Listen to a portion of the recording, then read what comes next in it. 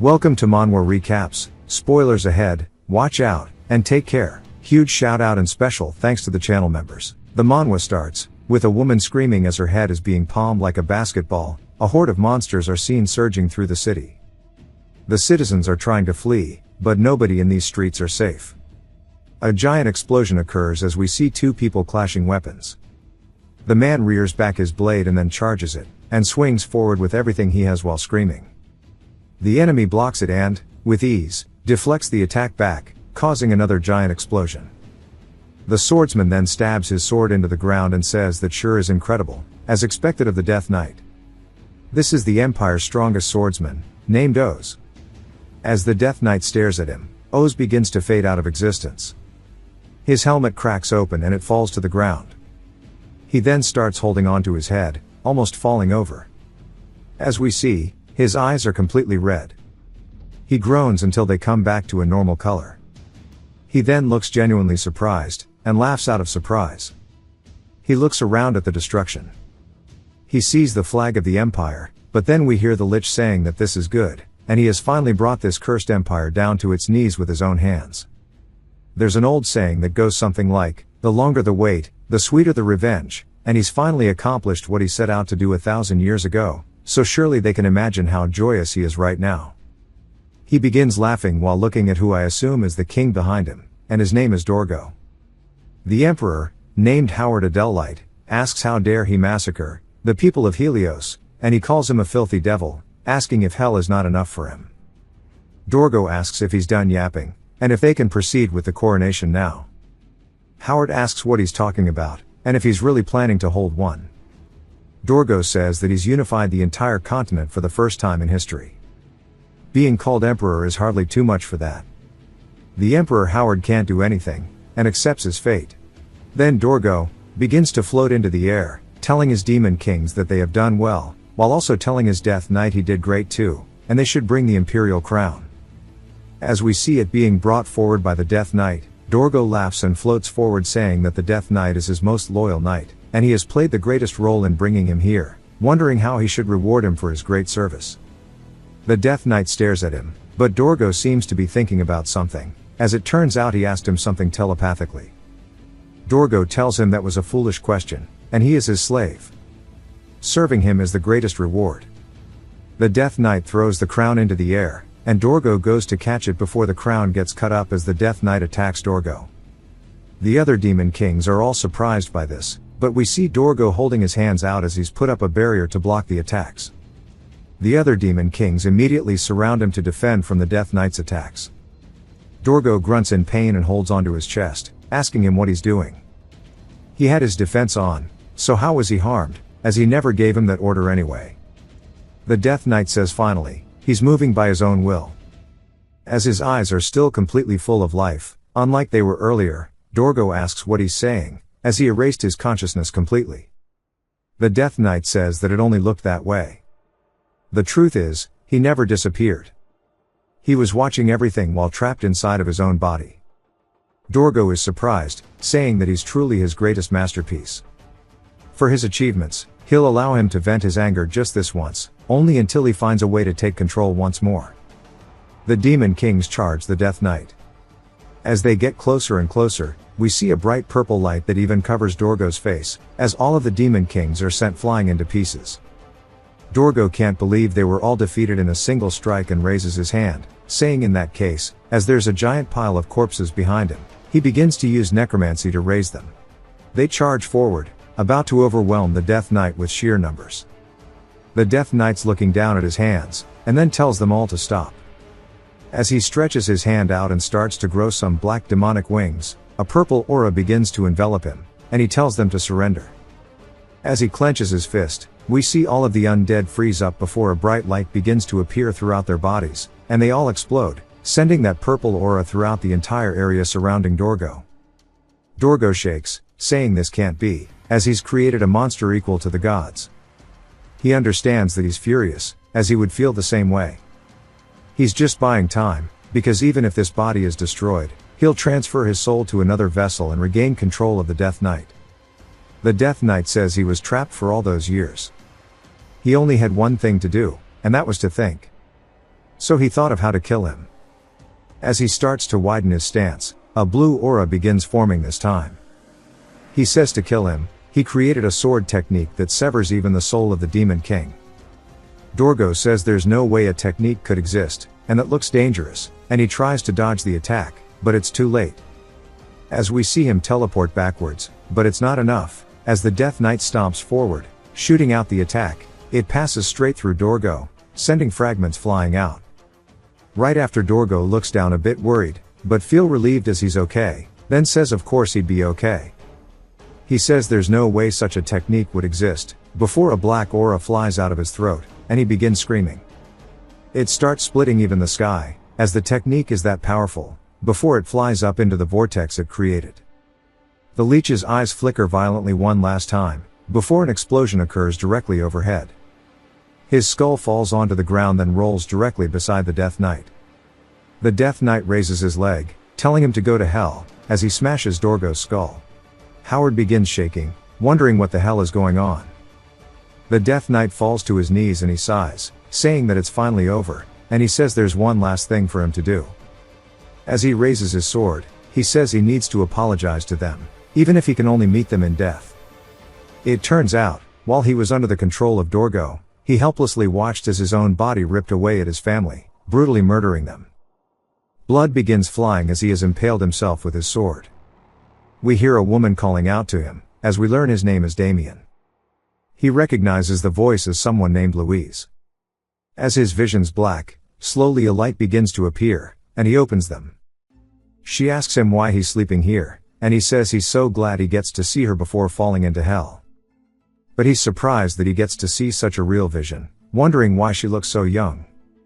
She asks why he's flattering her out of nowhere, and if he's trying to get on her good side before father scolds him again, and that he can count on his big sister. It might rain soon, so it would be better for him to hurry inside. As he watches her run away, he says he definitely destroyed this mansion with his own hands. He looks down at his hands in disbelief, saying this might be a dream. And he then begins to wonder if maybe everything regarding him being a Death Knight was maybe the dream instead. He looks down at a twig, saying that he'll find out soon enough. He picks it up and points it at a rock, saying this feels just right. He dashes forward and rears back the twig, before thrusting forward into the rock. The twig shatters completely, and he looks surprised, as the rock is completely intact. He laughs, saying this is insane. Turns out I'm an awful narrator, that shit got absolutely rocked. He starts laughing a little bit before he goes into full, uncontrollable laughter as he holds his head, looking at the sky. He then drops to his knees and starts shaking. Rain also begins pouring as he grips his chest tightly. He says this is not a dream, and he really has returned to the past. We learn more about him before he became a Death Knight.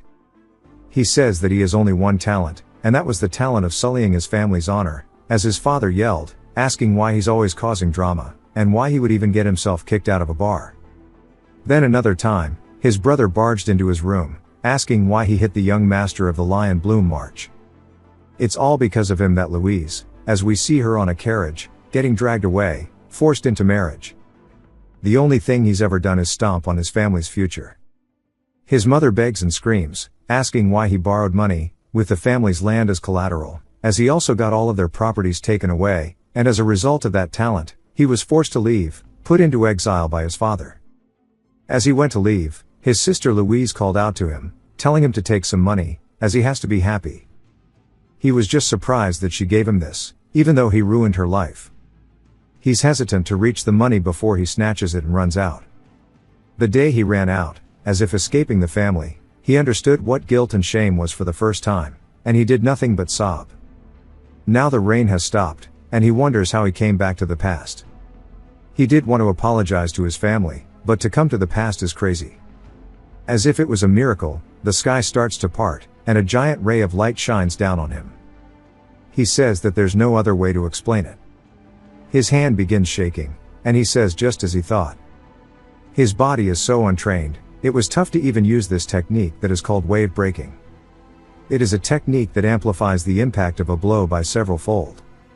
As we see him dodging that giant hammer, he rears back his fist and swings forward, and he says that he obtained this technique after killing the knight called the Castle Wall Destroyer. We hear someone else calling out to him, calling him young master. Bro looks like an onion. Damien looks down at him, wondering what his name was again, and says that he thinks it was Victor. Victor asks why he's still out here, as Louise told him to return, so he should have gone already, and the patriarch is furious. Damien asks what he did. Victor wonders if he truly doesn't know, but Damien is just confused. Inside of his family home, who we learn, is the Hoxton Viscounty. His father's calling him a bastard, as he swings down with his sword overhead. Damien barely dodges, and his father glares at him. His mother and sister start pulling him back, as his father asks if he really went to a bar to cause a commotion, wondering how much more their family's honor needs to be tarnished. Damien says that he's glad he returned back to this moment. His mother and sister start asking his father if he really planned on killing Damien, telling him to think rationally. Damien just wonders how long it's been since he was scolded by his father. Even though it's bad, he missed him so much. We learn that his father's name is Paul Osborne Hoxton. His mother is Marilda, and we already know his sister. Damien begins shaking because of how much he missed it, and he starts crying. His mother and sister say that Paul was too mean, but Paul sheathes his blade, asking what excuse he has this time, saying if he has a mouth to speak. Damien says he doesn't have any excuses. His father says, of course. Low-key not even listening to him for a second, thinking that he'd be coming up with something, but instead is surprised that there wasn't one. He says there's no way. He's always pathetic with his excuses and defense. Damien says he was aware, but hearing him say that hurts. He sullied the Hoxton Viscounty with his mistake, and it is completely his fault with no room for excuses. His father says that his mouth sure is alive, asking if he thinks that he'll let it go this time. Damien bows, saying that he'll make up for it. He turns, saying that he will fix the mistakes he has made, and afterwards, he'll be punished properly when he returns. Everybody's kind of just confused. Paul wonders if he hurt his head after getting beaten up too much. Damien heads to the merchant city, Landork. As we see him and Victor in an alley across from a building, Victor tells him that they've arrived, asking if he's really going to go in, as there are rumors that the syndicate supports them, and he's worried something bad will happen. Damien tells him that if he's scared, he can go back first. Victor says he can't do that. If he's going, there's no way he could escape. Damien tells him not to worry, as he will sincerely apologize to the owner, so there's nothing that could happen, and he'll make up for what he did. Damien says it'll be great if things work out now. As he walks forward, he passes by a church and says that he doesn't know how he came back, but if God has given him another chance, he cannot hurt him again, and the talent of stomping all over his family's future will be no more. The two bouncers look at him, asking why he's back, and they warn him not to show his face a second time. Damien says he doesn't remember well, since it's been so long, but they look really familiar, and he tells them that he wants to apologize to the owner because of what he did last time. They're both a little confused and then start laughing, saying that sure is a funny joke, and that he must only be acting respectful because he's a noble, and that they heard that he was the eldest son of a shitty family, but he must be better than they thought, but they heard that the lady of the family is a rare beauty. Bandana says that he didn't think there would be anything useful in the family, and then starts slapping him, saying that he wants to accept his apology, but he needs to introduce his pretty sister to him. Damien says this is so hard, as he pulls the knife out of that guy's hands. He says he thought he could do it and just apologize in return, but he overestimated himself. Bandana asks what the hell he's yapping about before his hand gets sent flying through the air. They look down at it, confused for a second, and before the realization sets in, he stares at his hand before screaming and dropping to his knees. Damien says that since they want it, he'll show them properly what the Hoxton Viscounty's shitty oldest son is truly like. Victor, watching this on the side, says he thought they were going to make things right, but bro's a lunatic. I feel for him. As Bandana begins screaming, some other civilians also notice this, as we see Victor watching from the alley still. The other guy asks if he even knows who they are. Damien says that he doesn't care who they are. They just need to finish what they are about to do. The dude tells him it sounds cheesy as hell, but he needs to listen. No one's ever gotten away with messing with them, the Black Snakes, as we see it tattooed on his hand. Damien says that he finally remembers the Black Snakes, an organization that had been expanding their influence here in the city around this time. This was one of the bars they had been looking out for, and when he complained about the overpriced food, they beat his ass and mocked him in front of everyone. And now that he thinks about it, he's the one who should be receiving an apology here. The other guy asks why he's smirking, and that he's not going to go easy on him just because he's a noble, so he better be prepared. He charges in, readying his sword, and he swings down. Instead, he just cuts a couple hairs off of Damien's head. The guy is surprised, but as Damien dodged the attack, he stuck his foot out, causing the dude to trip and eat shit. As he hits the floor, he starts coughing and holding his nose. Damien tells him that it wouldn't be enough to kill him right here and now. As he grabs onto his leg, he tells him to endure it for the sake of his family. As he starts cutting the dude's tendons, the guy begs for him to stop, but all we see is blood flying and hear him screaming, as they are both now holding onto their wounds. Someone yells, asking what the hell is going on here. Damien turns, seeing a group of men to his side. They ask if he is from another organization, wondering where he's from. Damien says it's nothing like that. He was here to apologize, but then he realized that he should be the one getting an apology. He has to make a complaint to the owner of this place, so they should guide him. The dude says he's not sure what nonsense he's yapping about, but if he's not willing to tell, then they'll just beat the shit out of him. And he points, telling his men to get him. As 3 of them start charging directly towards him, Damien says this is bothersome. He takes in a quick breath, before dashing off the ground. He sends the first guy's arm flying, before dashing to the second, sending his as well. And then, that poor last guy lost both of his hands. How is he going to wipe? As Damien cut off all of them, he then comes to a stop, and the dude is completely surprised, as his men are all on the floor screaming. Damien says he can't believe he's gassed out just from that, asking the dude if he wants to continue. He says no, but if he's willing to forgive them, then he would like to make amends. But Damien starts chasing him.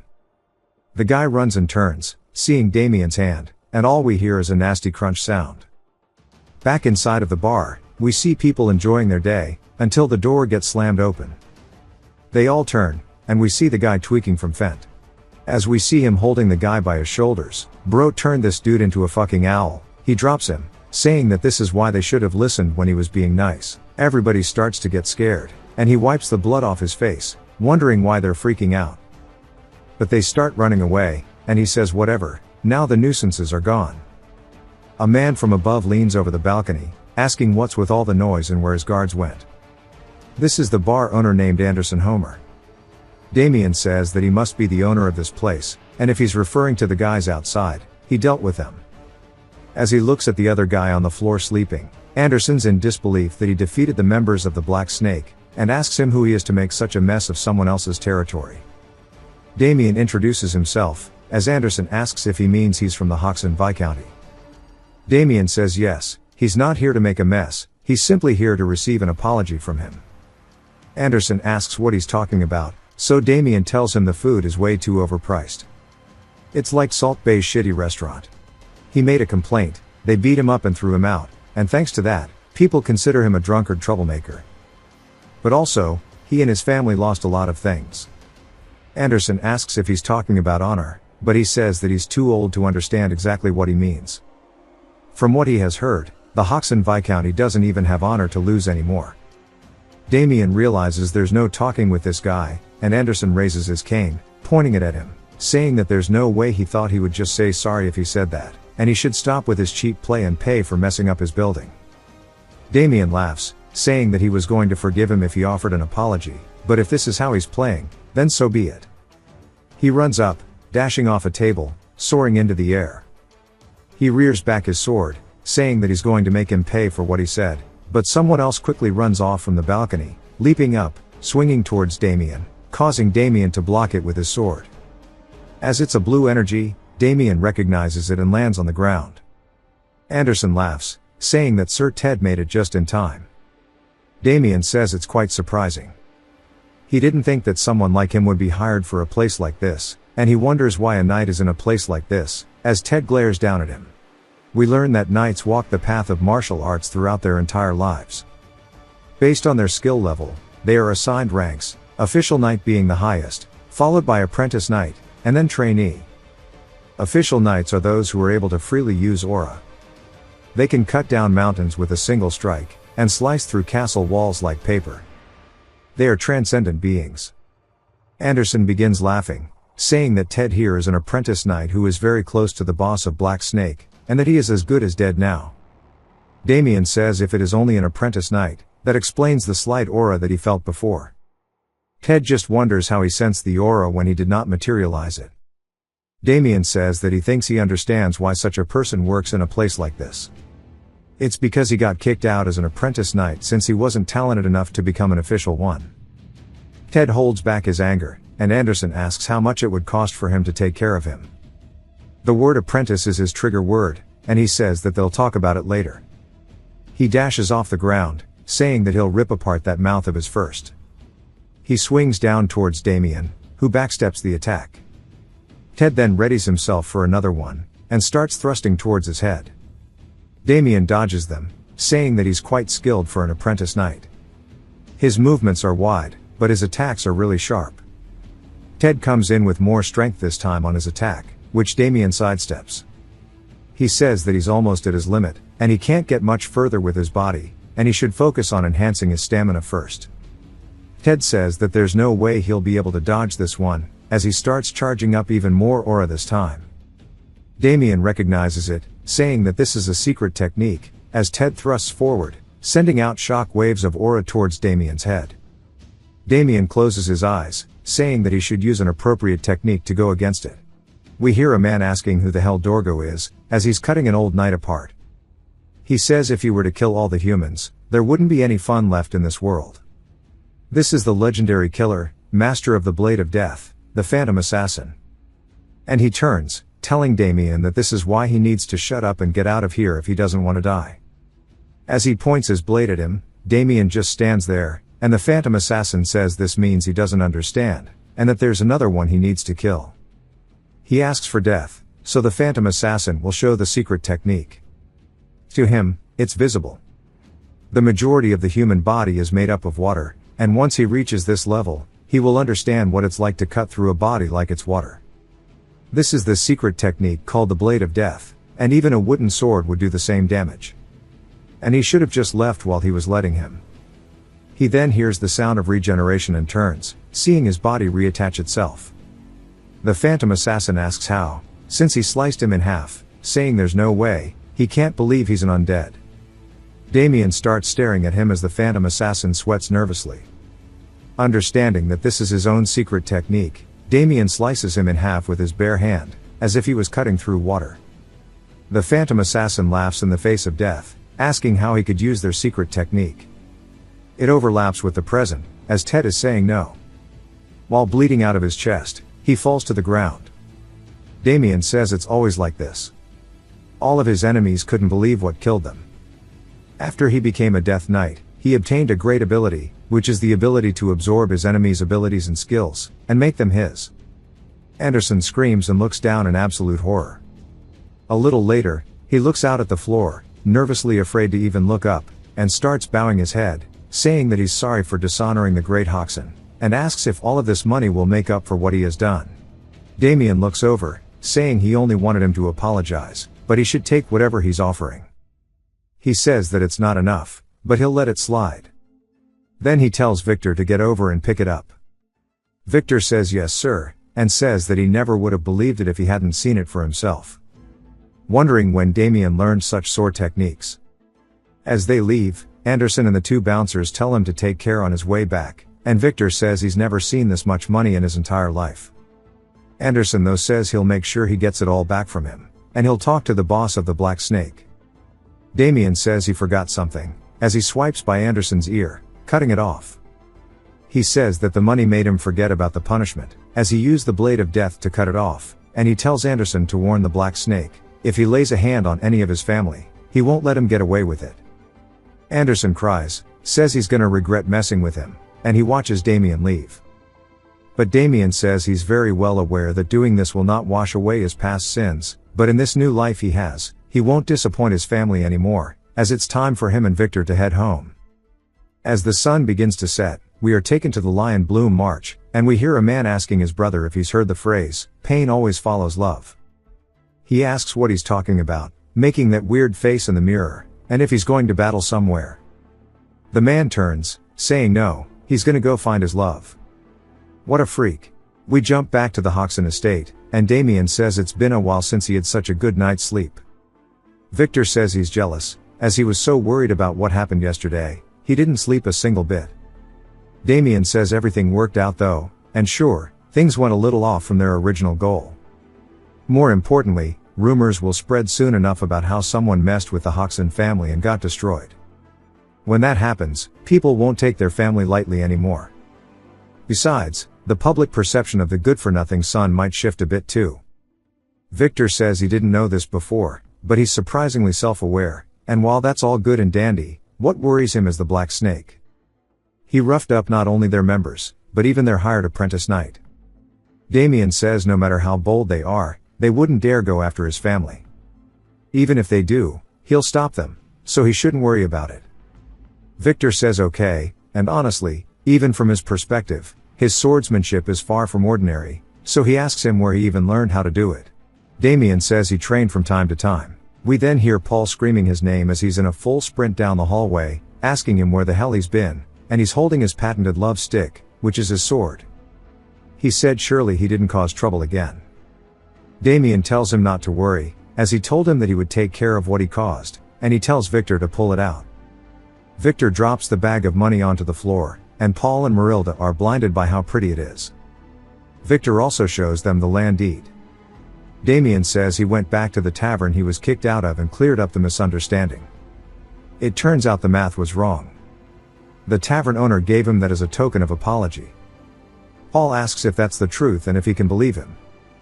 Damien says of course, and Marilda says it has to be the truth. Otherwise, where would he get all of this? Damien says if he doesn't believe him, to ask Victor as he was there. He winks to Victor, asking him if what he's saying is the truth. Awkwardly, Victor says yes, and Damien asks if they believe him now. Paul is still suspicious, but Marilda says it has to be true. While Marilda starts saying how proud she is, Victor says that he's quite the compulsive liar it seems. Sometime later outside, we hear Damien panting as he is running. He takes a break by a tree, saying even though he hasn't moved much, he's already out of breath, and his body is so weak and slow. He has a lot to do, but he can't do much in this state. Still, thankfully, he managed to nab this little thing. We get a flashback to him holding it up. He asks what this is, and Anderson says that it's a tonic created by the Alchemy Academy to boost stamina and energy. Damien asks more about it, and Anderson says that the Alchemy Academy is a group that specializes in making tonics. Damien says he remembers now. Their tonics were said to be traded at the same value as gemstones, and he smiles, saying he sure is lucky. He chugs the elixir and lets out a sigh before he feels it overflowing from within his body. He breaks the glass, saying this shit hits different. If he wants to get stronger fast, he needs to build up his stamina first. He has to return to the level he was in his past life before Dorgo amasses his army. Because a few years from now, the undead that bastard created will appear in this world. Before that happens, he has to gain the strength to kill him. Only then will he be able to protect his family's happiness. He sighs and continues training, saying this time he will kill him before it ever starts. It jumps to a giant tower in the middle of a city. As we see, it's the Black Snake's hideout in the middle of land work. Some absolute pig says he's useless now, and he was the best man they hired too, which is a shame, as we see Ted dying on the floor. The boys ask him what to do, and if they should have him treated. The fat ass says to forget it and dump him, and this is the Black Snake's boss, named Cedric Walker. Funny his last name is Walker, when bro definitely can't walk. The men ask if that's okay, and Triple Chin says to just dump him somewhere, as he's no use to them anymore, and they can buy anyone if they pay enough. Ted groans, standing up, saying this is how it turns out. Cedric is surprised he still has the strength to stand, and says that if he gets treated, he'll hire him again maybe. Ted tightens the grip on his sword, and screams, saying he's tired of hearing him speak while charging forward. But his entire body comes to a halt, as something is grabbing onto his leg, as we see a purple aura. It grabs onto his arm, and Ted drops his sword, asking what the hell is going on. We hear a man asking if this can be the first target for their contract. Cedric says of course, and he wants to see what he can do. Ted yells, telling the guy to let go, as he starts rapping in the enchantment table. The aura continues to envelop Ted, but it's not just that, as it grows to the point that it summons these little demons, as well as a giant eye underneath him. One of them opens its mouth and starts drooling all over Ted, and its acid burns his shoulder. Ted begs for forgiveness, as they all start consuming him, ripping him apart, and he screams. All that's left is nothing but his leg as it falls to the floor. Cedric says that sure is disgusting, and the mage asks if he's satisfied. He says yeah, but next time he would prefer if it was cleaner. The mage asks what the next contract is. Cedric says that's why he actually called him. Someone harmed the organization, but he's a noble, so dealing with him directly is trickly. They just need to make sure he suffers in some way. The worse damage he deals, the higher his pay is. Nasty ass panel. He hands him his advance, and the mage thanks him, saying just to leave this to him. It jumps once more back to Damien, who is panting as he is going crazy doing squats. He drops his weight, saying that the tonic is really effective, and his strength has increased an incredible amount in the past few days. It's odd though, because nothing has happened at all, and he thought the black snake would have come for him. He then hears something behind and turns, saying it's just as he thought. He stretches his hands out towards the bushes, saying that it's definitely those black snake bastards. Then he grabs somebody by the throat, but then realizes who it is, as it is his brother Abel. Abel falls to the ground and holds his throat, saying that he's gotten quite strong in the time he hasn't seen him, and he thought he was going to snap his neck. Damien can't help but recall how he cut his head off in his past life and doesn't know what to say, and hesitates speaking to him, but quickly apologizes, saying that he didn't mean to. Abel looks anxious and shakes his head, saying he's not here for an apology. He says father told him that he got an apology out of the bar, but he heard that there was a fight, and many people were injured, and there's no way he did that, wondering if he's lying to the family. Damien says that it is true about the fight, and he did do that. His brother asks if he hired someone since he can't fight. Damien tells him that he was the one who did it, but his brother continues, telling him not to lie, as he can fool the others, but not him. He shouldn't do anything that looks bad on the family, wondering if he even knows how many things they've done to clean up his messes. Damien pats his head, saying that his brother was always diligent and wanted nothing but the best for the family. He laughs, telling him not to worry, as nothing bad will happen from now on. Victor then screams out for the young master, saying bad but doesn't finish his sentence until his little pork chop legs get there, and he tells him that it's bad news. They both turn, wondering what it is. We see them running down the hallways until they burst the door open, and Damien looks pissed. Paul looks over angry, as we see the guy who was in the mirror earlier sipping some tea. He sets it down, asking if he's finally here, as he was just telling the Viscount about the things that happened at the banquet hall last time, and he's sorry for coming out of the blue. He really couldn't do much since his father found out about it. Damien says he was wondering if he already did it or not, but it seems like he's already messed with the Lion Bloom family, and that this is Erwin, who begins to smile like a freak, asking if he remembers what happened that night. We get a flashback to Damien asking what he just said, and Erwin says he didn't mean anything by it and he apologizes if he took offense. Damien asks what he's talking about. Not only did it insult him, but he dishonored his sister, wondering what he meant by he didn't do anything. He says that he's quite drunk and he did no such thing, and then he whispers in his ear and asks him so what if he did, saying there's nothing he can do about it. He completely fell for his provocation when he shouldn't have, and he sent him flying, because in his blind fit of rage, he punched him. That's exactly what Erwin wanted to happen that night. Damien says the fact that someone close to becoming a knight got hit by him was odd, and what he wanted was none other than this. When Paul asks him what they should do about this, Erwin says it's embarrassing to say, but he's always admired Miss Louise. Paul asks what he's trying to say. Erwin tells him to allow it, as he wants to marry her, and he begins laughing. Everybody looks surprised to hear that he wants to force a marriage because of a punch. But Damien understands, saying that he did this in his last life too, taking advantage of the fact their house wasn't wealthy. Erwin says if they agree, they can make it a simple family problem, and then they can pretend that nothing ever happened at all. Paul tells him they can't do that, making Erwin pissed. Since she already has a fiancé. Erwin then asks about the insult he received, asking if their house can truly deal with his family's wrath, so they need to choose to pay the price for insulting him, or choose him to marry his daughter. Paul says that Lion Bloom is one of the most powerful noble families in the kingdom, but he can't let this lecherous bastard take his daughter. Louise enters the room, saying fine, and that she will accept this offer. Paul yells, asking what she means, saying she just needs to wait. Even Abel says there's no reason for them to fix what Damien did. Damien sees his sister shaking, and he says that because of her, she is once again about to walk down this path. Erwin smiles, saying this is what he wanted, and he stands up, grabbing his sword, telling Louise that she's wise and that he will soon send a formal request, and they will discuss the details then, but Damien stands directly in front of him. Louise asks if he has something to say and then calls him brother-in-law. Damien says that he ruined his sister's life once, and he won't allow it again. Louise is just surprised that he's standing up for her, and Damien starts mumbling. Erwin laughs, asking him to repeat it because he can't hear it, only for Damien to uppercut him, sending him flying through the air.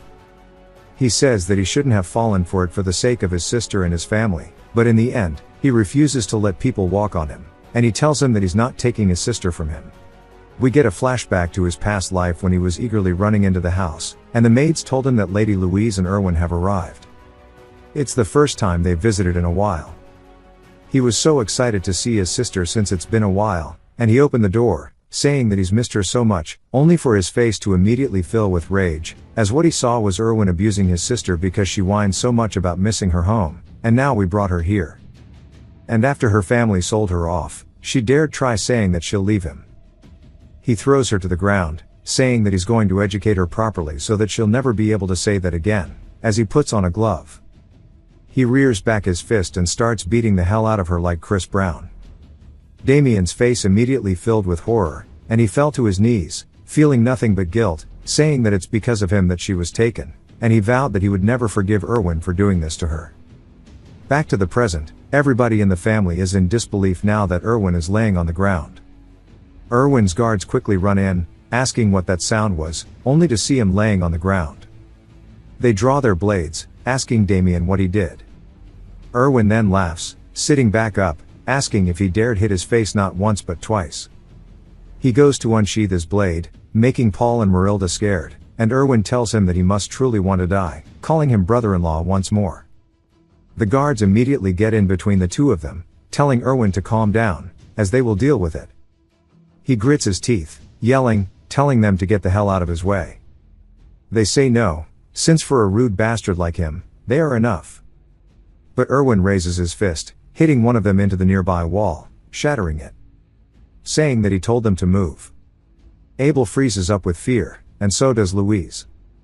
As Erwin slowly walks forward, asking Damien how he plans to resolve this situation, Louise realizes that Erwin won't leave him alone, and she begs for him to stop, but Damien puts his hand out, telling her that it's fine, as he'll deal with it, as he's tired of her sacrificing herself for him, and he says that they'll duel. Erwin asks what he's talking about, and Damien says that if he wins a duel of swordsmanship, he'll do as he wishes. Instead, if he wins, he needs to forget everything that's happened until now. Erwin asks why he should, if there are no conditions that benefit him, and to his knowledge Louise has already approved. Damien asks why he's twisting things, and if he's that scared he'll lose to him. Erwin grits his teeth, saying that he's acting cocky because he hit him by catching him off guard. He's wondering how he should make him pay, but this is perfect, and he'll use this to cripple him and take his sister after, so he accepts the duel with a shit-eating grin on his face. They head outside as everybody is now present to watch. Marilda says they should stop them, but Paul says that seeing how Damien spoke so confidently, he must have something planned, and they can only hope for a miracle. But Abel says that they're wrong, and he should hope for a miracle because Erwin is apparently on the level of an official knight, and there's no way Damien will be able to defeat him. Erwin asks if he's ready to begin since he doesn't have his blade, but Damien says not to worry, as he pulls out a fork, saying this is more than enough to whoop his shit with. Erwin looks at it confused, and so do the family, as they wonder if he's lost his damn mind. Erwin finds it so funny that he starts laughing, saying that the fear must have got to him, and he charges in, saying that he won't go easy on him. With his blade low, he swings forward, but Damien dodges backwards. Erwin, surprised that he dodged, tightens the grip on his blade, saying even so, it won't change anything. He starts swinging wildly, as it is called the fierce roaring lion sword. As the attacks come in towards Damien, we see nothing but the shockwave it creates. After the dust from the attack settles, we see a bunch of marks on the ground just like lion's fangs, as Damien is completely unscathed. The escort guards wonder how he's fine and what's going on. Erwin understands and looks anxious, because in that short moment, Damien dodged every single one of the attacks with the minimum movement required.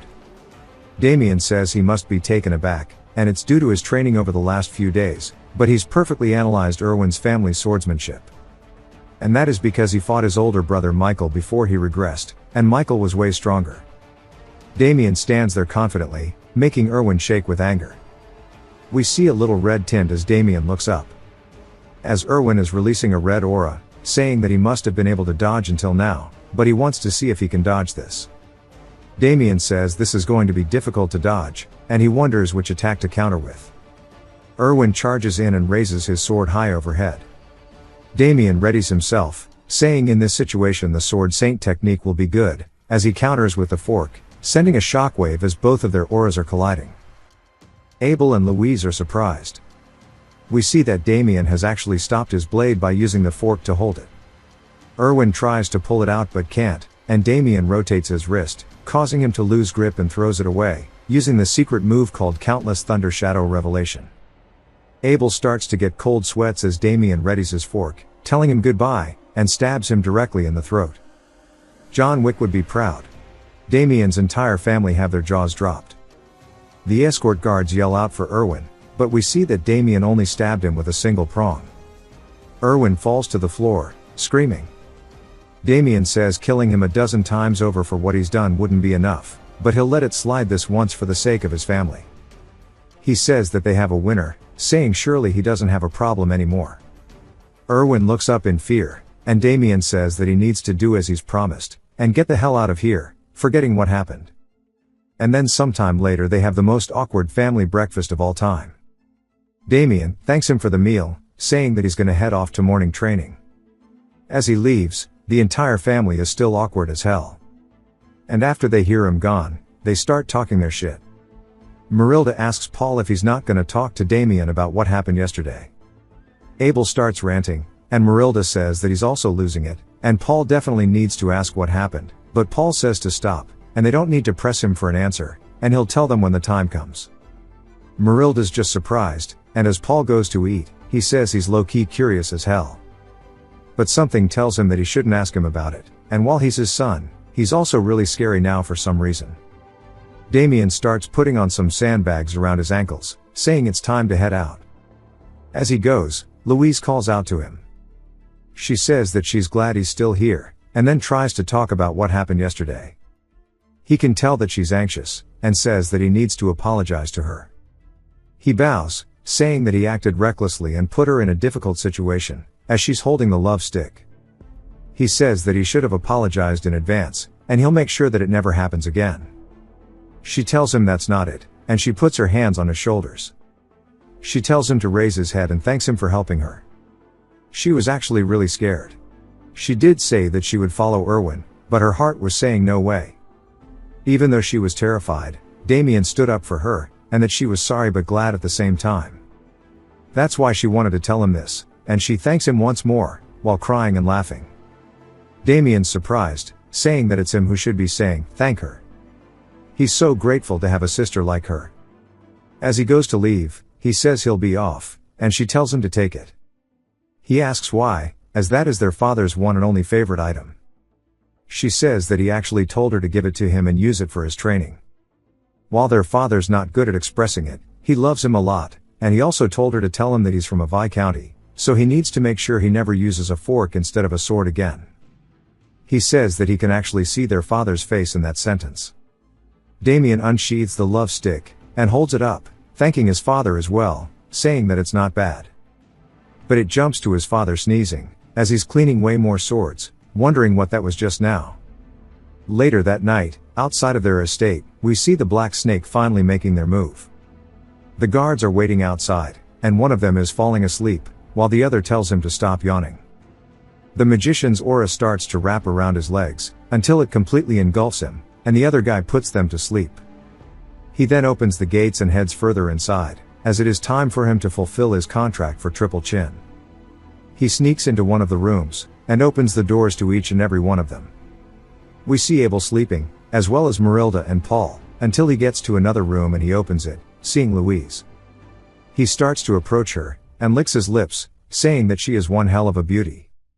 He's here for the request, but he got unexpectedly lucky, and he might as well make use of her before killing her brother. He then hears Damien, and freezes, as Damien is leaning against the door frame, asking him what the hell he thinks he's doing, while glaring at him. Damien says he came because he sensed a strange energy, and it looks like someone suspicious is here. The mage says that his magic should have put everybody to sleep, wondering why he was not affected. He didn't even detect his presence until he came this close. Realizing he's a threat, he immediately starts channeling an attack and shoots out the beam that killed Goku from early DBZ. Damien dodges to the side as the mage asks him who the hell he is. Damien says that's his question, as this is his house. The mage asks if he could be Damien, to which he says yes, and now he wants to know who he is and what he just tried doing to his sister. Some guards ask what all that sound is, saying that it came from young lady Louise's room. The mage realizes the servants were awakened by the sound of an explosion. He says it would be bad for him if there were too many people here, and it can't be helped, as he starts to disappear into his aura and out the window. Damien tells him to stop as he watches him fade down into it and escape down the wall into some nearby bushes. Damien asks if he got away, and then notices something, as the energy on the wall is oddly familiar. The next day, some of the servants say this is bad and wonder what they are going to do, as the prized horse is dead, and they don't know how they are going to explain this to the Viscount since he will be furious, and that it's a disaster because he was fine just yesterday. They don't know what to do, and they are all frustrated. Damien says he did have a bad feeling, and they all look surprised. They try to explain it to him, and he tells them to stop panicking, as he is just here to confirm something, and nobody will be held responsible. They just need to leave him in the room for a little bit. He puts his hand on the horse, saying that the trail of energy he lost last night led him to the stables where a horse is dead, and there is no doubt about it. This eerie energy is definitely dark mana, which means that guy is a dark mage, and it seems like his family isn't aware of it yet, but there is no need to worry them by telling them either.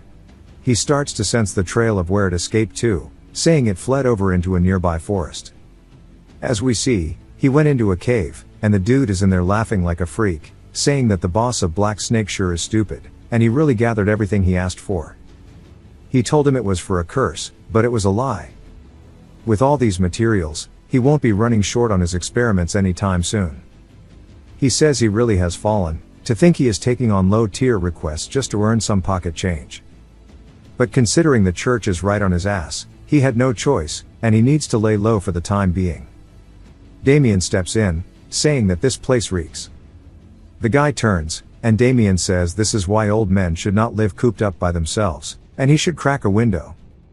The dark mage instantly recognizes him as Damien from yesterday, and asks how he found this place. Damien tells him that he followed the stench he left behind.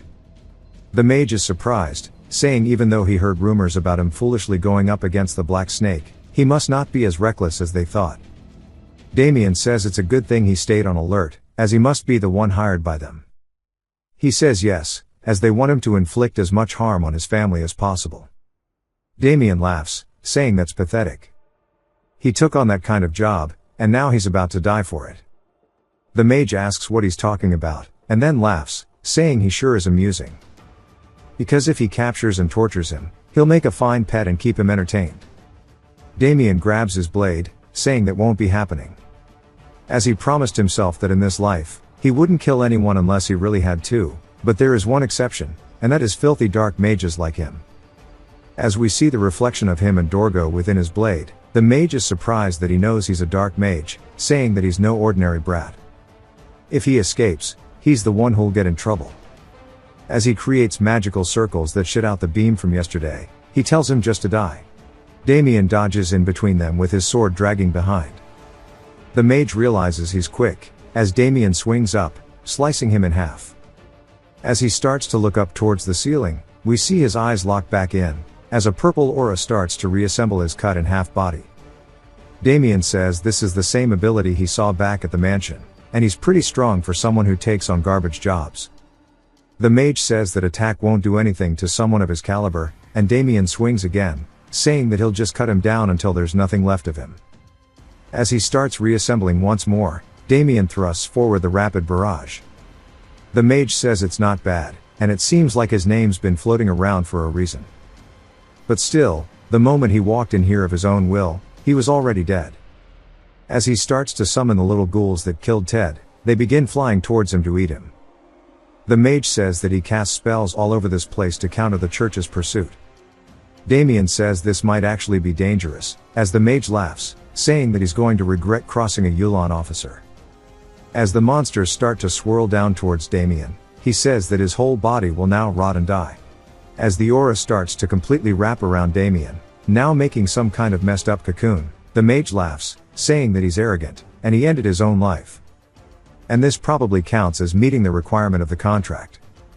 He says now that there's no one to interrupt him, it's time to go after that beautiful girl he saw last night. Damien says that he's surprised to see a decomposing type curse. The mage turns, filled with horror, asking how the hell he's unaffected. As Damien rips it apart with his bare hands, the mage wonders how he knows so much about dark magic. Damien says that he won't tell him, and Damien can tell he's freaked out, but low-key, he is too. Because how is there still authority left in him?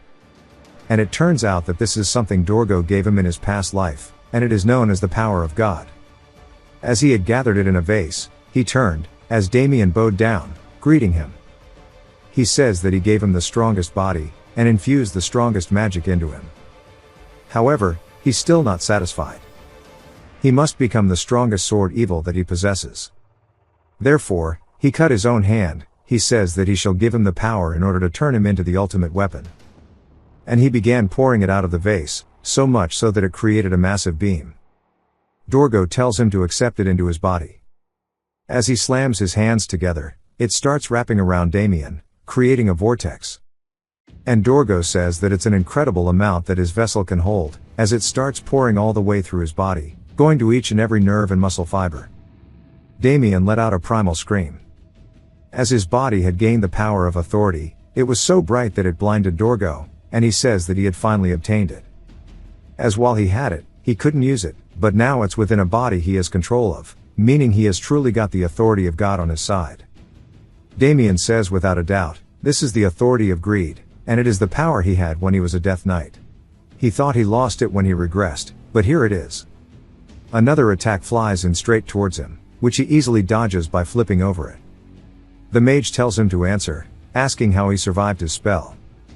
Damien says that everybody has a hidden trump card or two. Turns out it's just plot armor, and even the author understands this.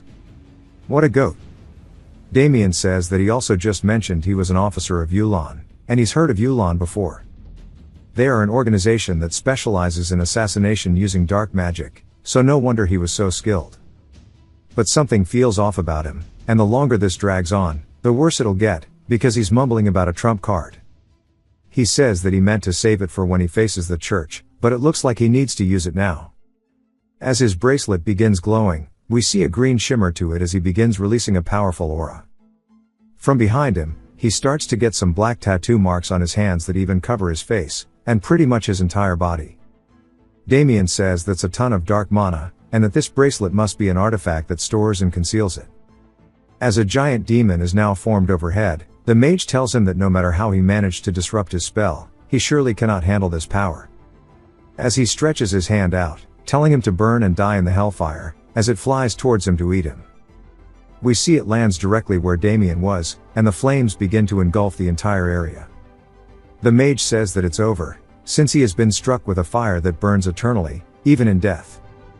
Damien though speaks up, saying that he gravely misunderstood something. The authority of greed does not dispel magic. As it begins fueling him, he starts to control the aura. He says that it actually absorbs all dark mana completely. The mage asks how somebody like him has such a terrifying power like an authority. Damien tells him that's none of his business, and he should just think of him as having better gear, as he rears back his sword. It pisses him off that he has to use the power given to him by the one he hates the most. However, to take down the guy standing in front of him, he has no choice but to use his Death Knight techniques. The mage also sees the sword aura, saying that this is something only a sword master can do, and he starts telling him to wait. But Damien tightens the grip on his blade, readying himself as he shoots out the aura forward. And it is the soul-severing slash that he used to actually defeat Dorgo in his past life. It flies directly towards the mage's head and cuts directly across his torso, ripping up space-time itself. But it's not just space-time, as the actual cave begins to collapse as well, sending rubble flying everywhere, while Damien sits there, aura farming. Now that side of the cave is completely collapsed, we see the maids buried underneath it. Damien says that he wants him to tell him before he dies, as he'll lessen the pain, and he asks where the black snake's hideout is, while pointing the blade directly at him. Back to land work, which I'm surprised he couldn't tell where it was, based on the giant-ass tower. Victor asks what he's doing, and why he's trying to go back to land work. Is he holding the Necronomicon? But Damien says that if he's going to follow him, he should do it quietly. Victor says that his face looks refreshed, but the book he's reading is ominous, and wonders what he's so focused on. Damien closes it, saying that it's a dark magic grimoire he obtained recently after killing a dark mage. Victor thinks he's joking around, saying that he knows that it's obviously a joke, and dark magic grimoires are so dangerous and difficult to obtain, but he wonders what that smell is, saying since earlier, he could smell something nasty. The carriage then comes to a stop.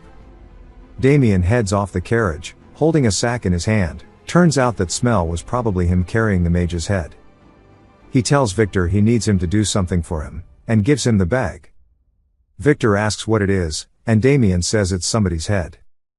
Victor says that he told him to stop messing around with the jokes, as he's tired of them, but when he opens it, he sees his own reflection in the mage's eyeballs, and starts screaming and he throws it. Damien manages to catch it, and Victor begins panicking. Damien tells him to calm down since people are watching, and Victor wants him to explain what's going on, but Damien says he'll do it later, as he has to go do something else, and he must deliver these things to the place he tells him. Only that, because if he does, it will lead to no trouble. Victor begins to get overwhelmed, as Damien heads straight to the headquarters. He gets in front of the door, saying that it sure is crazy to see gangsters having their headquarters in the middle of a city. The doorman asks who he is, and Damien introduces himself with his full government ID. They say that his last name sounds like a pig's, and wonder why he's giving his full name. Then they realize that this is the guy the boss was talking about. Damien says if they know who he is, to move, as he has business with their boss. They tell him to go ahead. Damien is surprised they don't even want a reason. Baldy, number 1, reaches into his vest and pulls out a gun, and fires it into the air, as it is a flare. Damien looks up, and they ask if he really thought they would just let him in like that.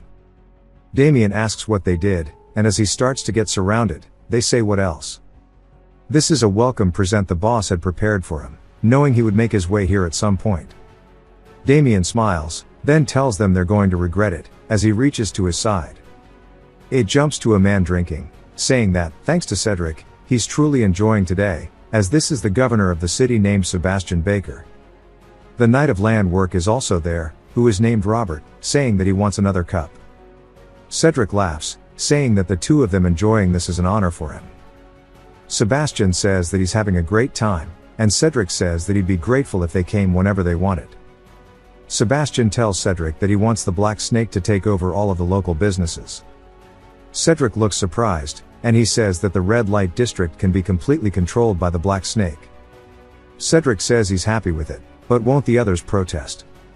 Sebastian says that he can easily suppress them with his authority. Robert says that there's something he wishes he could do for him too, and Cedric says him protecting the city is enough. It's not easy to maintain the security of a big city like Land Work, and he knew they were modest, but there's no need for them to lower themselves this much. Robert laughs, asking if that's really the case. Both he and Sebastian say that if he needs anything, they'll do it to the best of their ability.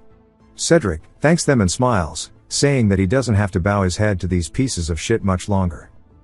As soon as he will control this entire city, they will be the ones bowing down to him, again with this nasty ass panel. The door gets slammed open as one of his men is calling out to him. Cedric asks what it is, as they have guests. He says that he has something to tell him. Cedric heads outside, asking what's so important. The guy starts whispering sweet nothings into his ear, as Cedric yells out Damien's name. He wonders what the hell the dark mage is up to, and he's glad he told his subordinates in advance. He tells the guy to go, and the dude wonders if it's really okay to just leave him. Cedric asks why he's worried, as he came to die on his own 2 feet. Back to Damien, we see that he's got a raging drug addiction, as he's chugging tonic after tonic. After the last one, he throws it into the air, and smashes it with his foot, before charging forward into the group, chopping them into bits, sending pieces of them flying through the air. Cedric's words echo, saying things will go to plan. And even if it doesn't, there are people within the city who owe him a favor, as we see an ominous group heading straight towards their tower. It jumps to some time later, as Cedric looks worried, saying that he came out because he had a bad feeling. As he's looking down the tower over the balcony, he sees all this man in pieces laying on the floor, and he wonders how this happened, and if that kid really did all of this by himself. He asks his men if that's really Damien, and he says that that's how he introduced himself. Cedric says that the rumors say he's a good-for-nothing, and he didn't know he was this skilled, and he starts to have a bad feeling that maybe the dark mage he sent was already taken out as well. He says this won't do, and he needs to get help, as he heads back inside. Back to Damien, he's looking at somebody pointing a staff at him, and he asks if that is made for magic. On the rooftop, the guy's holding a staff, saying that he wants to see him block this, as it starts to conjure up a fireball at the tip of it. It launches forward directly towards him. Damien readies himself by thrusting forward, and they call him an idiot, asking if he intends to stop the flames with his blade. Damien starts to actually control the fire with the blade, unlike what they expected, as it is the Countless Thunder's shadow revelation once more, and he hits them with a straight-up Uno reverse, throwing the fireball back towards them. The guy realizes that he messed up, as they eat the giant explosion, killing all 3 of them instantly. Damien says he's about done here, and it's time for him to confirm who the boss is so he can leave. But as he says this, somebody comes in for a punch, which he dodges, and we see it's none other than Robert, who smashes the ground. Damien distances himself, and Damien says that his aura is so thick it's prickling his skin. Robert says he was wondering what kind of bastard stirred up all this trouble. It looks like it was some young, overconfident brat, and Damien can tell, though, that what he is facing off against now is none other than an official knight. Tons of civilians are also watching, as Damien gets surrounded by soldiers who are meant to maintain the public order in the city. He realizes as well what this means, as Sebastian yells, asking how he can cause chaos in the middle of the city, and that he, the governor, will see to it that he is punished.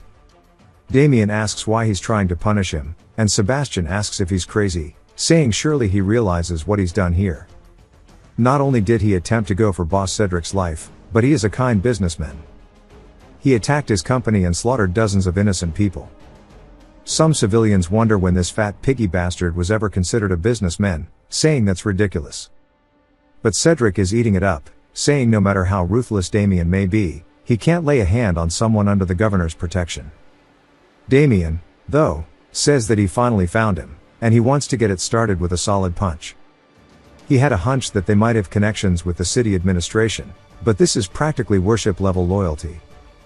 He calls Sebastian hilarious, saying that there's no way he's a businessman, and his judgment is awful. Sebastian says that if he begs for forgiveness now, he might reduce his sentence. Damien says he has nothing to beg for, because he never committed a crime. Sebastian, getting pissed, telling Robert to go ahead and go rock his shit, because he's tired of this. Robert slowly walks forward while reaching for his axe. He draws it, introducing himself as the guardian knight of the city, telling him to drop his weapon and submit to arrest. Damien starts laughing, and Robert says he sure is strange, and despite him being in front of him, there's no trace of fear in his eyes, asking if he's bold or stupid. Damien tells him that he's confident. Robert laughs, saying that it turns out he's just a fool, as he dashes forward with an overhead attack, shattering the floor beneath Damien. Damien says even though he said that, the truth is, fighting him at his current level won't be easy, and he just needs to hold out until the right time arrives. He barely, just in time, puts his guard up to block a punch from Robert that sends him flying backwards. While he's flying, he does a somersault and catches himself, and he says that he tried to deflect it, but he couldn't, and now his shit hurts. He wonders if she's not here yet, as he turns behind, and Robert dashes forward, asking where he's looking. Damien turns, looking at his axe, saying that he's fast, and we see a member of that group come forward, knocking Robert's axe backwards, as it flies out of his hands and lands on the ground behind him. Everybody there is surprised by what just happened. Robert asks them to identify themselves, saying that he can't believe Damien had an associate. The woman starts to unveil her robe, and we get a good look at her, as she begins to release a slight blue aura. People recognize what she is, as she is a paladin. We then hear Victor and Damien ask why he's so late. Victor runs forward, saying that he's finally arrived, and he looks so excited for having done his mission. Cedric says that if a paladin is here, it means the church is involved. He wonders if they know that he made a deal with a dark mage. Victor asks Damien if he's alright, and he says no, as he waited too damn long for him. He's just happy to see a paladin and tells Victor that he's also glad he did his job too. Victor says of course, as he can handle his orders if nothing else. We get a flashback to a few hours ago at the church, when Victor opened the door. We see the woman praying as she turns around, and he asks if this is a branch of the Holy Church. She says yes, asking what it is, and he says that his Lord asked him to get this to the church as quickly as possible. Something about this being evidence of someone working with a dark mage. She looks surprised and asks if he can hand it over. He does, and she says the energy is definitely dark magic, and this symbol is something she recognizes. She yoinks the bag out of Victor's hands and starts to pull out the dark mage's head and holds it up, which makes Victor scared. She says that she's finally found him. This is one of the leaders of Yulan, named Agito. She then rips off her nun outfit, asking where the person who gave him this is. Back to the present, she's blushing, asking if he's Damien Hoxon. Victor says there's no way this is the same person. She tells him she received the evidence, and the church will handle things now. Damien says he's glad, and he won't get in the way of the Holy Church, and she should do as she pleases. She bows, thanking him. Damien says it's a relief things are going as expected. The Holy Church, just as their names suggest, live their lives as servants of God. They are endlessly merciful and charitable to common folk, but when it comes to the matter of dealing with heretics and demons, they won't hesitate to light their own souls on fire. They are nothing but a bunch of fanatics, and the vanguards of the church are the paladins, and they are on his side right now. The paladin tells all the soldiers and citizens to listen, as the church has received a report about someone who made contact with a wanted dark mage, and the civilians wonder who the hell would do something like that. She continues, saying that while they dig up those involved, the church will be in charge of the city. Sebastian asks what she is talking about, as he is the governor, and the kingdom gave him the right to control this land. The paladin reminds him that rooting out heretics is the will of God, and the authority of the church overrules the authority of the kingdom. He says he will protest this, and she tells him regardless if he does or not, he and his knight are the prime suspects. Sebastian freezes up, asking what she is talking about, and why they would work with a dark mage. She points towards Lard S, saying that he is the one who supported the dark mage and hired him. Just protecting such a man is suspicious enough. Sebastian, furious, asks Cedric if it's true. He says no, and that's outrageous. The paladin says they have evidence, and he can't deny it. This notebook are records of him buying what items and where for the dark mage, and they have every single item logged. He starts tweaking, wondering why he would even write that down, and tells them it's a misunderstanding, and he has nothing to do with the dark mage. She says they will figure it out during the investigation, and orders her men to take them away. As Sebastian, Robert, and Cedric are hauled off, Sebastian looks over at Damien who is smiling, and he can tell that he planned this all along. Sebastian says he refuses to be taken in like this, as he doesn't know what they will do to him. Cedric asks Robert if he is really surrendering, as they are trying to frame him. He continues yelling out to Robert, as he walks by his axe. He stops for a second, and thinks about it, and says that being taken away is certain death. As he breaks free from his two guards, he makes a mad dash for his axe. He grabs onto it, and charges at the paladin, saying that he is going to kill her, and then escape. Cedric starts smiling, and Sebastian just looks surprised, and Damien says that he is making a mistake. As the paladin easily sidesteps his attack, she rears back her fist, charging in, calling him foolish, and Robert also knows that he done goofed, as she punches a hole straight through his chest, all the way out the other side. Cedric looks surprised, and Damien smiles. The paladin says that those who disobey the will of God, whoever it may be, as she pulls out her fist from his chest, sending blood flying. His corpse falls to the floor. She tells them that they will all be punished by God. Cedric, now on his knees, starts bowing, and Sebastian calls him insolent. Victor and Damien start flaming him. Victor says that, unlike the rumors of him being some great guy, turns out the boss of the Black Snake is some fat ass just like him. Those are his words, not me throwing shade. But Cedric says he can't believe that a brat left him in a state like this. And then Damien says that he did guess it, but the paladin is stronger than he thought, and that based on the state of her sacred power, she's probably the apprentice of the Azure Flame. The Azure Flame Brigandine is one of the strongest people in the church, and one of the 5 great saints. He's known for taking down numerous powerful heretics as well. The paladin then approaches him, saying that it's hard to express just how thankful she is for his work in taking down an officer of Yulon. He says he simply did what anyone would do, and she says for this matter, they'll acknowledge his contribution and not charge him with anything. He tells her he's not sure what she means, and she says that she thought he summoned the church to cover up his attack on the Black Snake. He says she's actually hella sharp, and bows, apologizing if he offended her. He says not only did that dark mage curse their territory, but even tried to harm his family. She looks like she can relate to it, and thinks about it for a second, saying that she can no longer hold him accountable. She also tells him that the bounty on Agito's head will be paid as soon as possible. He says he didn't expect a bounty, asking how much it was. She says it's 1,000 gold. Victor starts going crazy, and Damien says that he wants to request something else from the church, asking if he could sub it out for the bounty. Victor's going to kill him in his sleep. She says it's possible, asking what he wants, and he tells her that he wants to learn one of the mana cultivation techniques held by the church. She says that if he's strong enough to annihilate the Black Snake by himself, he shouldn't need a mana cultivation technique. He nods his head, saying after fighting the Dark Mage, he realized back then he was lucky to win with a power of authority, but to defeat even greater enemies in the future, like the Demon Kings, and even Dorgo, for him to reach the levels of them, he'll absolutely need the mana training techniques used by knights. One that's way more advanced compared to what he's learned. He says that he's only learned basic level techniques, and he's asking for this so he can master more advanced ones. She's just surprised he reached this level off basic techniques, and she says that she can sense considerable aura flowing within his body. If what he's saying is true, that means his talent is extraordinary. He also has the resolve to cut down a heretic, and she starts to get the idea, saying that there may be a better alternative, asking if he's interested. He asks her what it is, and she wonders if he's interested in becoming a paladin at all. Victor looks surprised, but Damien's making a hell no face, and he shuts her down instantly, saying nah. She starts to ask why not, and sounds depressed, saying that becoming a paladin is the greatest honor bestowed by God, allowing one to punish evil in his name. Victor gets scared, and she continues asking if he knows how hard it is to obtain the position. Damien, though, doesn't hold any religious faith, and more than anything, he has no interest in living as a dog for the church.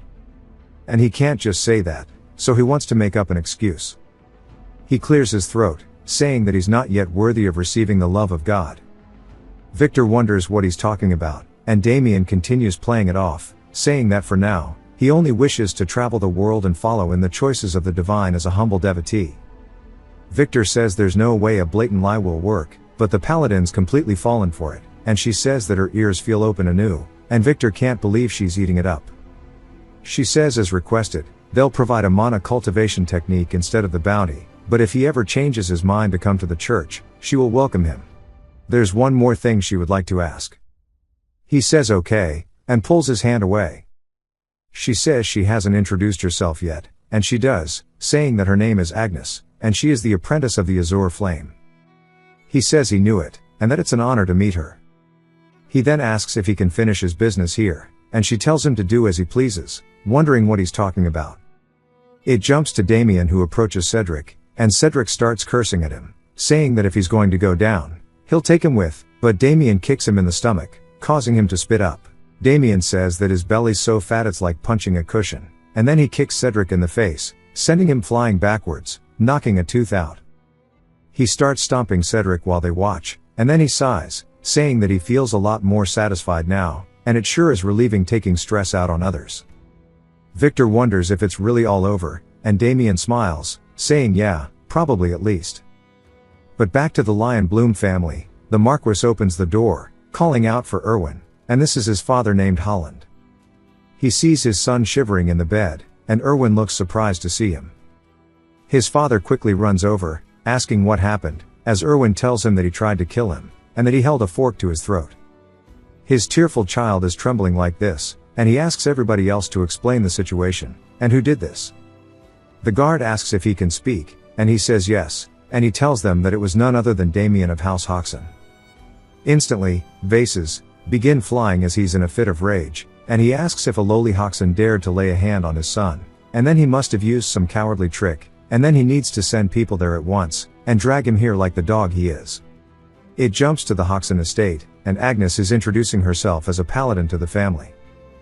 Paul and Marilda welcome her, and Paul says that not only did Damien cause trouble behind his back, but now he's even brought a fanatic into his house.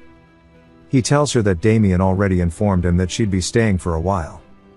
She says that it was a decision made to investigate the heretic, but Paul tells her that the house is too small, so he doesn't know if they can offer a proper room. She pulls out a bag of gold as a token of gratitude, causing him to instantly fold. He tells her to make herself at home. Agnes approaches Damien, thanking him once more for allowing them to investigate the incident, but he low-key didn't expect her to come to his house, though she did say she had another request. She says although the investigation is important, she wants to ask something else. He asks what it is about, and she says that it's about him. She's pretty much just trying to spread the gospel, but Paul and Marilda freeze up, and misunderstand, assuming she's trying to get to know him romantically. Damien says it's not that. She hands him the mana cultivation techniques he requested, asking if it says that these are specifically selected volumes. He asks why she's giving 2 books. She says one is a sword technique manual, as it wouldn't feel right to give him a cultivation one without a matching sword technique, but he doesn't particularly need them, but there's a lot of harm in having it. He now has the destructive sword technique and the destructive energy technique. These are sword and energy manuals that he's never seen before in his past life. She tells him that acquiring them was pretty difficult, and he says that he understands, telling her she has his gratitude. She says that getting them definitely wasn't easy, especially since there was a lot of opposition from within the church. He says that she went through a lot, and she continues, saying that when she told her master about him, he said that he's one of the chosen ones the church needs, and that they had to rely on his authority. She then asks him once more if he would please consider becoming a paladin. As she grabs onto his hands, he pulls them away from her and apologizes. She says she understands, and any more of this and she would be discourteous. However, if he changes his mind, to come find her. As she walks away, he says it's just as he thought. Her obsession is quite something. Back in the cave, where Agito was hiding out, some of the church workers are inside investigating it, and they say this is really suspicious. The other dude asks what he means, and he says to think about it. Agito is a high-ranking member of Yulan who has evaded the church's pursuit multiple times. Sure, he is part of the curse school, which means he's weaker in direct combat, but even so, it doesn't make sense that a powerful dark mage like Agito would die to the hands of some rural noble. The other dude says he actually has some similar doubts, but Agnes has not said a word about it. They then wonder if they should raise it to her as a concern, and the dude says they need to focus on their work instead. But Agnes enters, saying they can trust Damien. They freeze up, and she says she understands they have doubts, but he did not lie. They just genuinely can't understand how he managed to kill Agito. She says they already know how he did it, and they both look at each other confused. She says Damien already told them that he just dodged and cut off his head. They're confused, asking if she's really buying that. She says that day, when his servant brought the head, even she doubted his skills, so she stayed back and observed instead of intervening directly. He fought dozens of men without sustaining a single scratch, and completely overwhelmed them, when the most shocking part was when he countered their fireball by using his sword to deflect it back at them, and that it was a magic spell. They say they didn't even think that was possible, and she says that it is. She heard that those who reach the level of swordsmaster can block attacks of all kinds, magic included. They wonder if she's saying he's a swordsmaster. She says no, but he is definitely extraordinary. The main reason for them coming here was to pursue Stark, but she also wanted to take Damien with them to meet her master, as he could become a great asset to the church, so they need to set aside their doubts and focus earnestly on the investigation. They both nod, saying they understand. We see some horses arriving at the estate, as there's none other than the Lion Bloom family.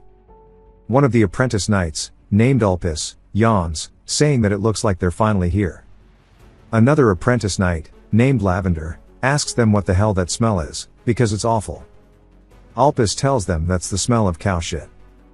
The man in the front tells them both to stop talking, causing them to freeze up.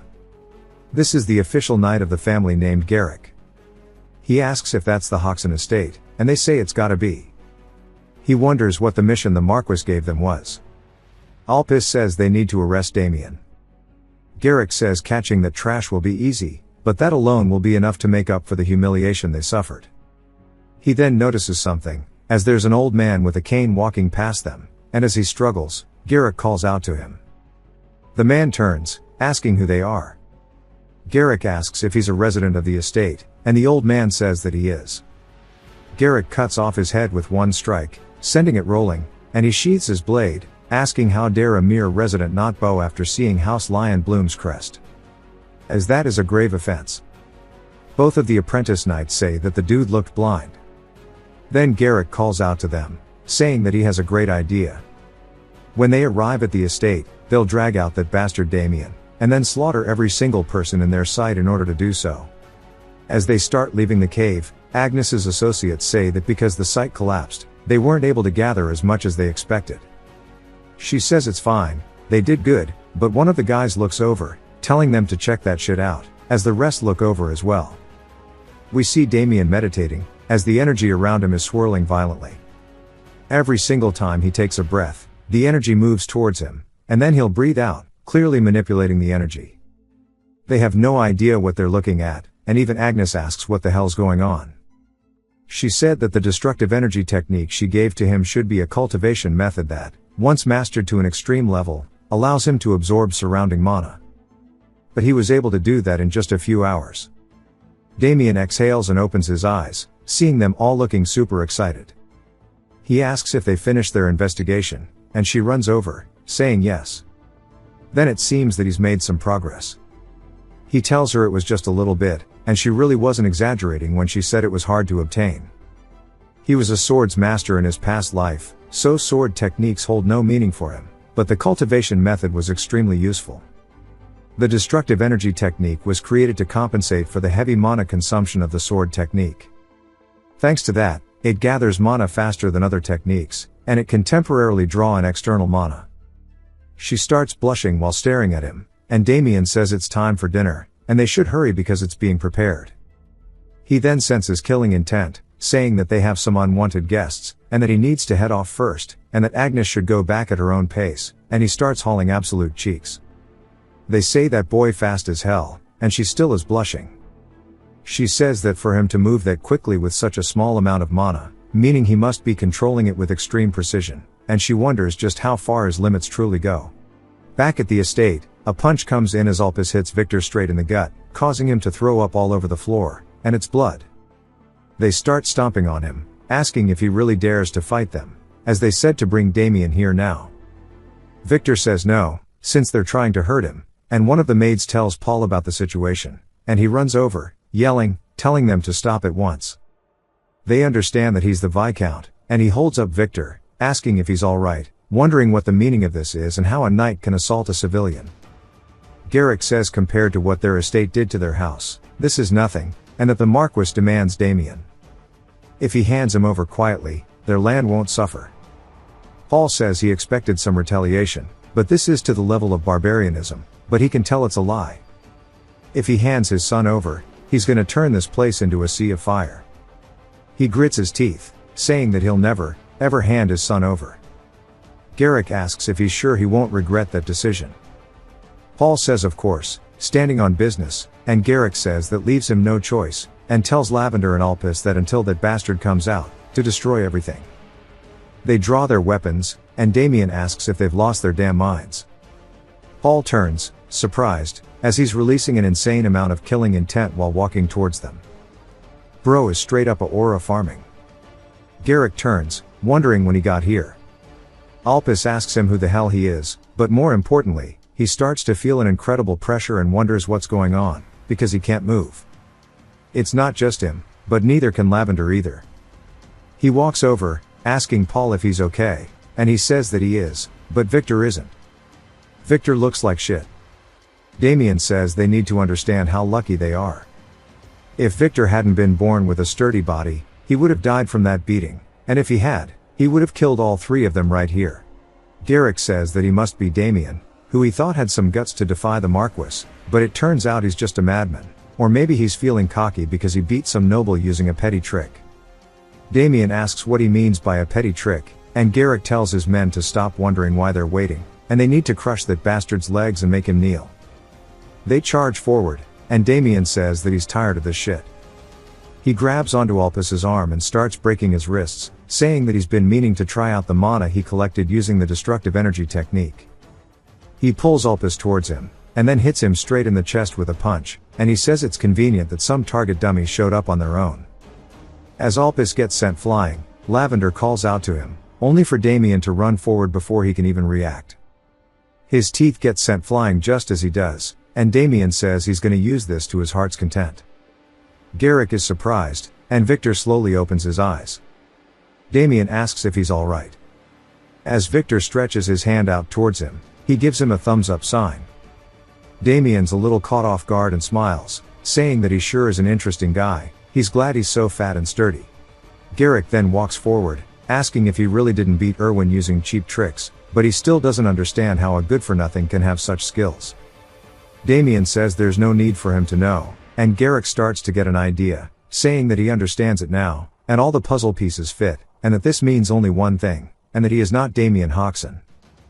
Paul is confused, and so is Victor, and Damien asks what he's talking about. Garrick yells, telling him to not lie, as surely he would know that this is a trap set by the field dogs to stop the lion blooms, and that he is not the real Damien, and he is an imposter who is hired to defeat Irwin and lower the good name of their house, and that he'll make them regret messing with the family, as he reaches for his blade. Damien says he can't believe how stupid this guy is, as Garrick readies himself for an attack. On the ground, we see a finger twitching, as it's Lavender, saying that he's just going to pretend to stay knocked out. Paul and Victor start watching from the side, as Garrick's still tightening the grip on his sword. He slowly inches forward, and Garrick says while he seems skilled, his luck has run out, because as soon as he takes another half step forward, he'll be within his range, and within a blink of an eye, he'll split him. As he starts to draw his blade, he swings forward as fast as he can, only for it to meet Damien's blade and come to a stop. Damien says as expected of a lion bloom, they sent a proper knight this time. Garrick immediately distances himself, saying there's no way that he parried his attack, and it must have been a fluke, telling him to dodge this too. Garrick starts swinging while charging in, and Damien easily blocks each and every one of them, saying that he's too slow. Garrick gets pissed, and Damien takes a step back before lunging forward, saying that it's his turn now. He starts cutting Garrick all over his face, causing him to have to rotate his wrist to use the sword to block the attacks. Garrick's now unable to see the attacks, and Damien comes in with a kick, hitting him straight in the face, making him roll backwards on the floor. He struggles to get up, and Damien says that was for Victor. Garrick manages to regain his footing, and charges back in full of rage. Damien understands what he's witnessing, and it is an ultimate technique called the Ultimate Lion's Mighty Sword of Speed. As multiple thrusts are coming towards his head, Damien says it's flashy, but that's all there is, as he thrusts forward himself, hitting the tip of Garrick's blade, shattering it into pieces, sending it flying everywhere.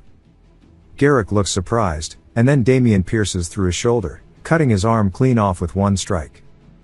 Garrick screams before falling to the floor. Paul and Victor are surprised, but glad that he won. While Garrick is screaming, Damien turns, seeing him applying pressure to the wound, and using aura to stop the bleeding. Damien puts the blade to his throat, causing him to drop a log in his pants. He says that he doesn't know who he is, but he wins, begging for his life. Damien tells him who he is, saying that he's an idiot, and he should have begged for his life earlier, and that it's too late now. He messed with his family, and he even made his ugly servant even uglier. But now he's begging for mercy. Garrick apologizes for what happened earlier. Damien says he still doesn't know who to apologize to. Garrick looks up, as Victor's now holding a club, and Paul has his love stick. R.I.P. this guy. It jumps to a bit later, and we see them all on their knees, looking defeated. Victor says this isn't enough, asking if he can keep whacking him, and Damien says that's enough because he could die if he strikes him any more than this, but offers cutting off some more of his limbs instead. Paul tells him that's enough. Garrick crawls over towards Paul, saying that he was wrong, and he apologizes for the disrespect he's shown him. Paul glares down at him, asking if he thought a single apology is going to make up for this. If his son didn't have this much strength, their territory would have been destroyed, and would have been dragged off to the Marquis family to suffer who knows what.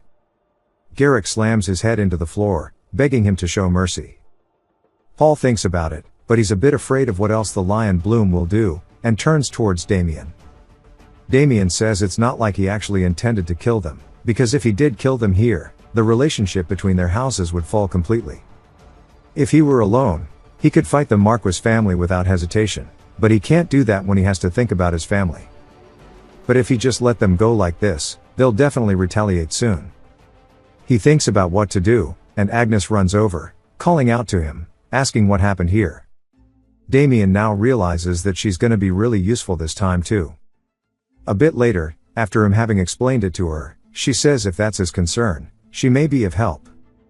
He asks if she has an idea, and she says thanks to his house, they successfully killed one of Yulan's executive officers for the first time, and with that, they can designate House Hoxton as an allied household.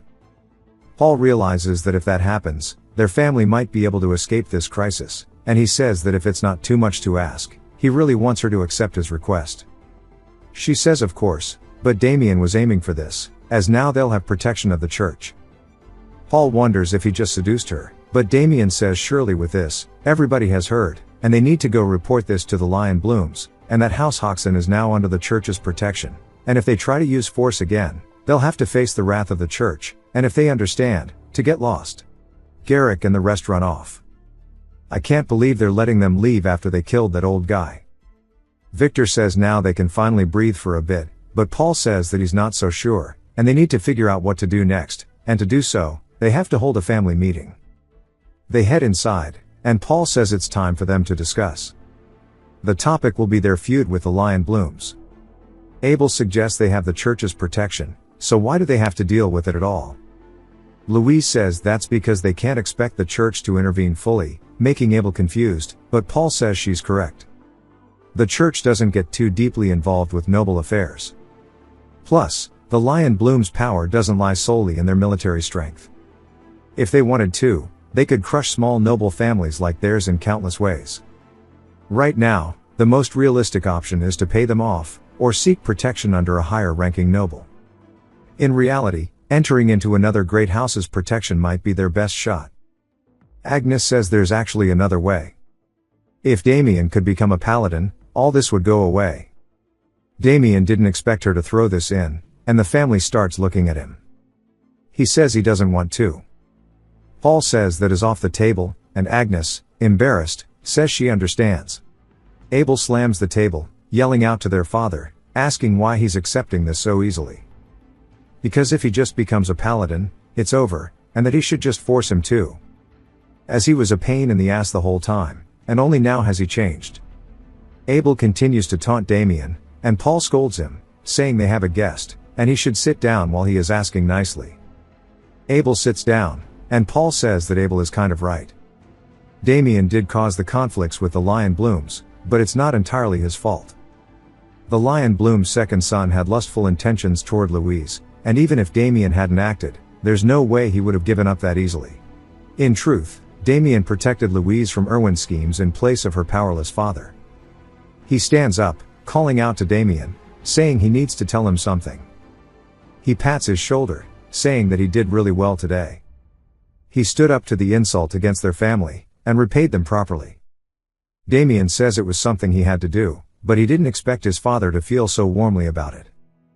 Paul tells him that he'll take care of this matter from here on, as he wants to act like a proper father for once. Somebody knocks on the door, saying that someone has arrived from House Gold Pixie. Paul asks what business the Duke has with them, and the butler looks a bit anxious, but tells them that Damien has borrowed money using the family's wheat fields as collateral, and the repayment period has already passed. Damien turns, and his father immediately loses that bright expression he has, and starts choking the life out of him, as he screams at him. A man enters, taking off his hat, and he tells Damien it's good to see him. Damien says he vaguely remembers this guy, and he says it's been a while since they last met, and he's come today as it's the repayment date for what they agreed on. This is the West Branch manager of the Dash in Cash, named Ulpis Dainty. He says it would be better if he used his family's land as collateral in the first place, and with every sweet word imaginable, he was the one who talked him into the crazy deal. And he wonders why he even handed the land deed over. But also, how much he owes. Ulpis says he borrowed 200 gold with interest, so it's 300 now. Damien is caught off guard, saying he can't believe how stupid the past him was for even thinking this was remotely a good idea, and at this rate, his entire family is going to be tossed out onto the streets. Ulpis says that, as he knows, if he doesn't repay the money by today, the land he used as collateral will become the property of Dash in Cash.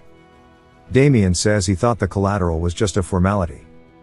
Ulpis says that he did say that, but what can he do, as Duke Gold Pixie ordered them to collect all debts, regardless of whether it's from nobles or commoners. So if he understands, to go and bring the money, and then he wonders if maybe he doesn't have it. Damien says he wasn't able to prepare the payment. Ulpis acts surprised, but in reality, it's what he wanted. He says he sees, and takes a seat on the couch, saying that he shouldn't have borrowed money in the first place then. Ulpis snaps his fingers, saying that he just has to collect it his way. The guards start to loom over Damien, and Ulpis says that he knew he wouldn't be able to repay it. To be honest, he does like money, but what he enjoys even more is this moment. Seeing arrogant nobles groveling before him. He wonders what kind of face the young master here will make, and he starts being freaky about it, saying that he's getting the chills just imagining it. But inside of another room, we see Paul and Abel looking anxious. Marilda and Louise though are not. Marilda tells him to rest, as he's going to wear a hole in the ground, pacing like that.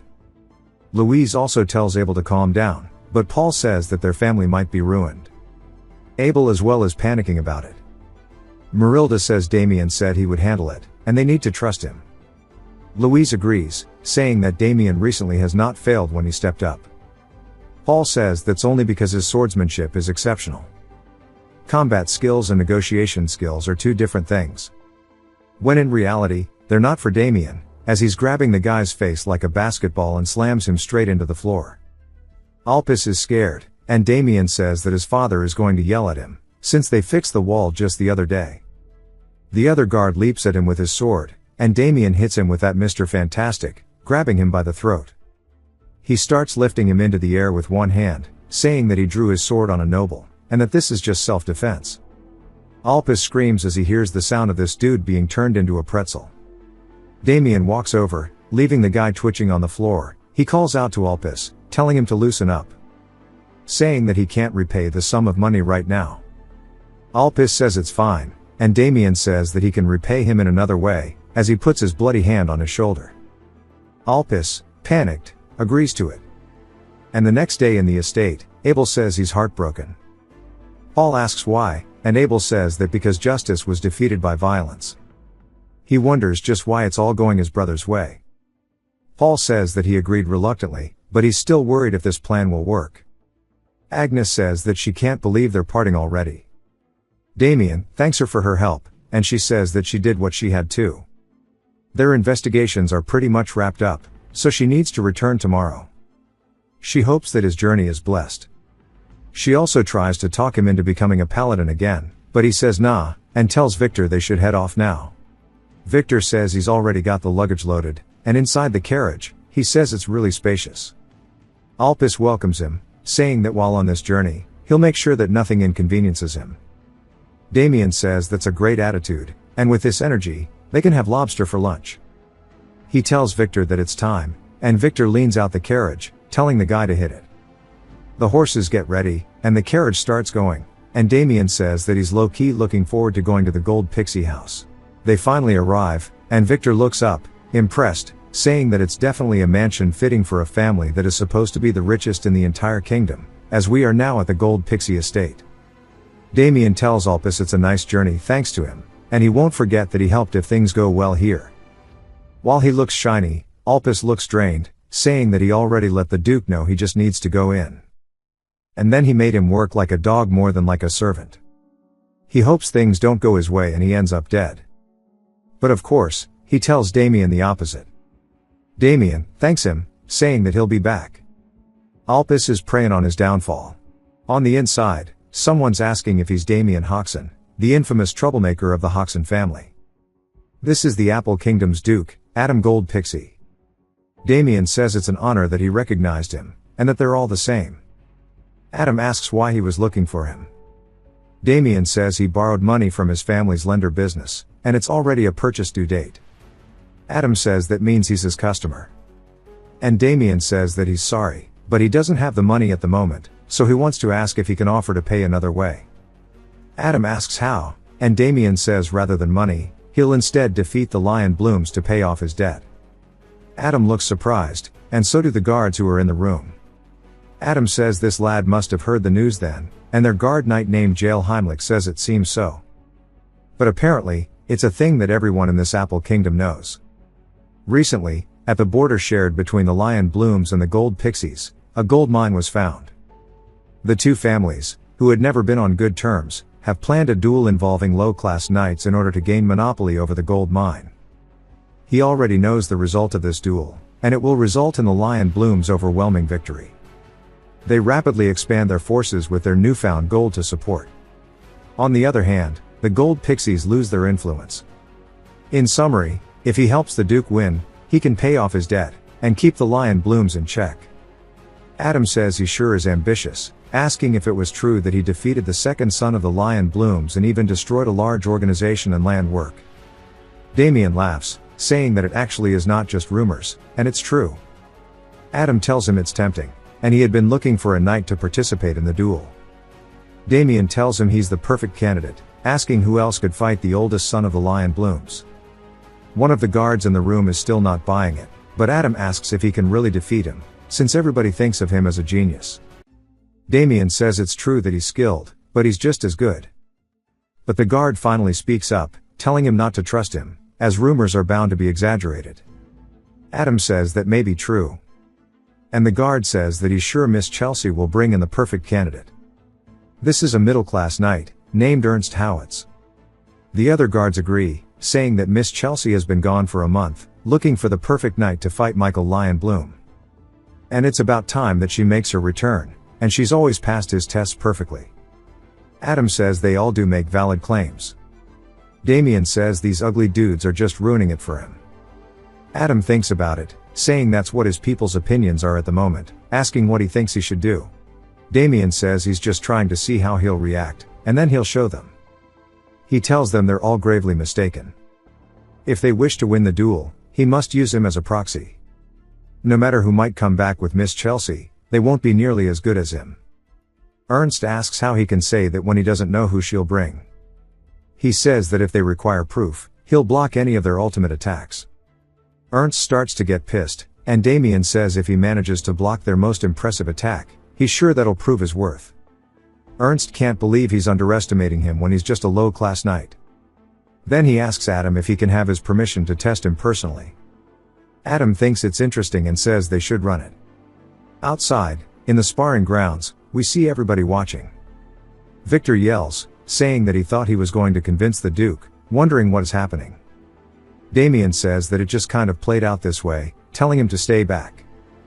But Victor can see that this dude is absolutely furious, saying that he feels like he's the one in danger. Adam tells Ernst to begin, and Ernst stabs his spear into the ground, saying that he'll forgive him if he gets on his knees and begs. Damien, though, starts yawning because he's getting tired. So Ernst tells him that he's begging to die. He starts to tighten the grip on his spear, releasing a blue aura, and he says that if he really wants an ultimate attack, he'll give him that. Damien realizes he might have pissed him off too much. Ernst says that he's going to pierce a hole through his face, as he dashes off the ground, coming in with one heavy attack. Damien says as expected of a middle-class knight. That said, if he just knows where he's aiming, it isn't difficult to dodge. But we see the spear change trajectory mid-attack, aiming for his chest. Damien notices it and puts his sword down to block it, causing his sword to shatter. Ernst smiles, calling him an idiot as he fell for it. Damien begins to pour blood from his chest, and Victor screams out his name. And Adam wonders why he would talk so much shit if he couldn't handle it. Damien, though, keeps his footing, managing to endure the attack, surprising Ernst, who says there's no way that he managed to hold through that. Damien sighs, asking Adam what he thinks, saying that surely the position is his now. Victor runs over, headbutting Damien in the chest, causing him to spit out blood, and he asks if he's okay, because he thought something was going to happen to him. Damien tells him that it hurts, and Adam says that he really endured the attack, and that sure is incredible. He was doubtful, but he really was capable, meaning that he has something to look forward to. He tells everybody else to listen up, as Damien has proven his ability, and as promised, he will put him as the representative. Ernst tries to argue with it, and Adam says that's enough, and he's in a good mood, so he shouldn't ruin it. Ernst says okay, and Ernst just wonders how this happened, as he definitely felt that his attack was going to land. Damien says he's being treated badly by the Duke, and he's not untalented, he just met the wrong match, since his level is already past middle class. But because only low-class fighters can partake in the duel, he had to act, and it was incredible enough to fool everyone. In that brief moment, if he had not used mana to block, it could have been really dangerous. Adam glances over, saying that he must have internal energies, and that he won't just stand by and watch. As he raises his hand, he touches his ring, opening a subspace in front of Damien. He pulls out a box, saying this is a present for him, and that it is an object called the balance pill. He paid the alchemy school a hefty amount for this.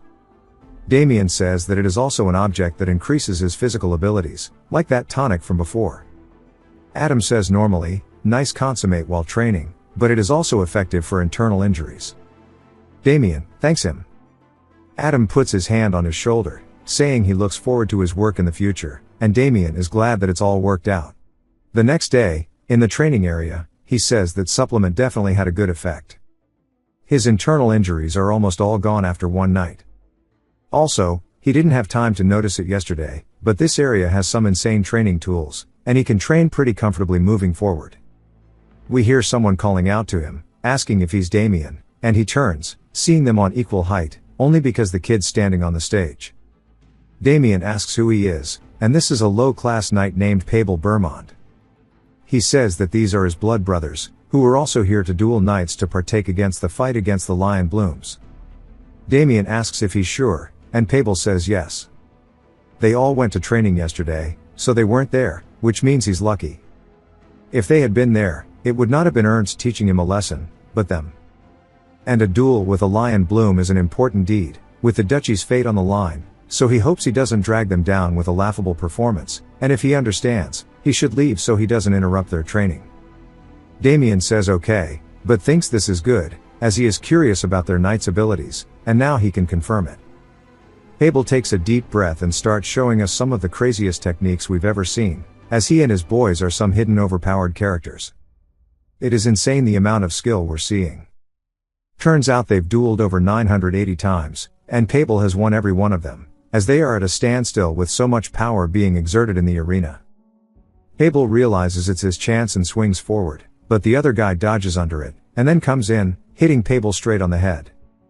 The guy says it's expected of him to predict his attack and block it with his forehead, as that is definitely what went on here. He bows, saying that he's learned something new. Pavel, while bleeding, says that he's improved a lot, but it's still not his victory. Count Diabetes says it's his turn. Pavel says he needs to take a breather before facing him, but they warn him that if they don't practice now, they won't get good results, since they only have a month. Pavel says that they will definitely be able to win, and raise the honor of the duchy. They all raise their swords into the air, and in unison sing, "One for all." I can't wait for these super cool main characters to go crazy in the duel. Damien is watching as Victor approaches him, asking what's wrong. Damien says they're screwed, and he thinks they're totally going to lose this duel. Victor asks what's wrong, and Damien says that he has absolutely no confidence of any of these idiots winning. It then jumps to Adam laughing, saying this really is not befitting of a high-class knight. Jael says that it doesn't bother him at all. Adam says that he can be honest with him, but Jael says that he is.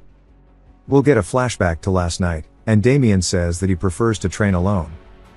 As it turns out, he turned down training from Jael. Adam says that Damien sure is quite the interesting one, then asks Jael what he thinks of him.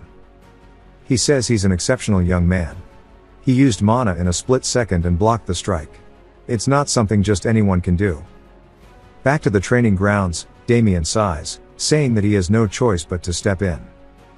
He calls out to the three main characters and puts sandbags on his shoulders, saying that they need to have a sparring match. Fable says that to challenge them after seeing their skills, he sure does have guts, and he'll be the first to answer that. Damien says he's misunderstanding. He doesn't want to fight just him. He wants all three of them to come at him at the same time. Blood looks like he's about to go to a pool. The three stare at him and start to get pissed, calling him arrogant. They throw their weapons on the ground, saying this is fine by them. While it goes against the Knight's code, when dealing with a mad dog, it's fine, as they all leap at him. Damien stares at their punches. All we see is the ceiling, and we hear Fable confused as he's looking up at it, asking what the hell happened. He looks over, seeing everybody else also asleep, and Damien says that he's finally awake, and that they're all just as pathetic as he thought. Victor asks what he's doing, as they're going to get into trouble again. Damien says this is not trouble. He was teaching the Duke's Knights a lesson. Fable remembers them attacking, but he can't remember anything after that.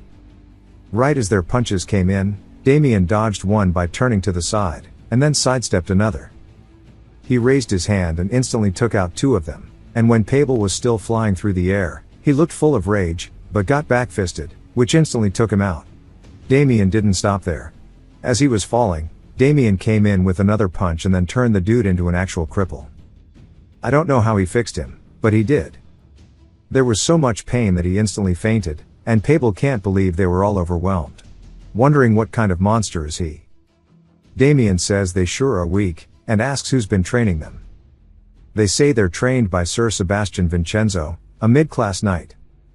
Damien asks if they're sure he's mid-class, and they say yes. Damien would love to tell them to quit, but he doesn't want to stir up unnecessary conflict.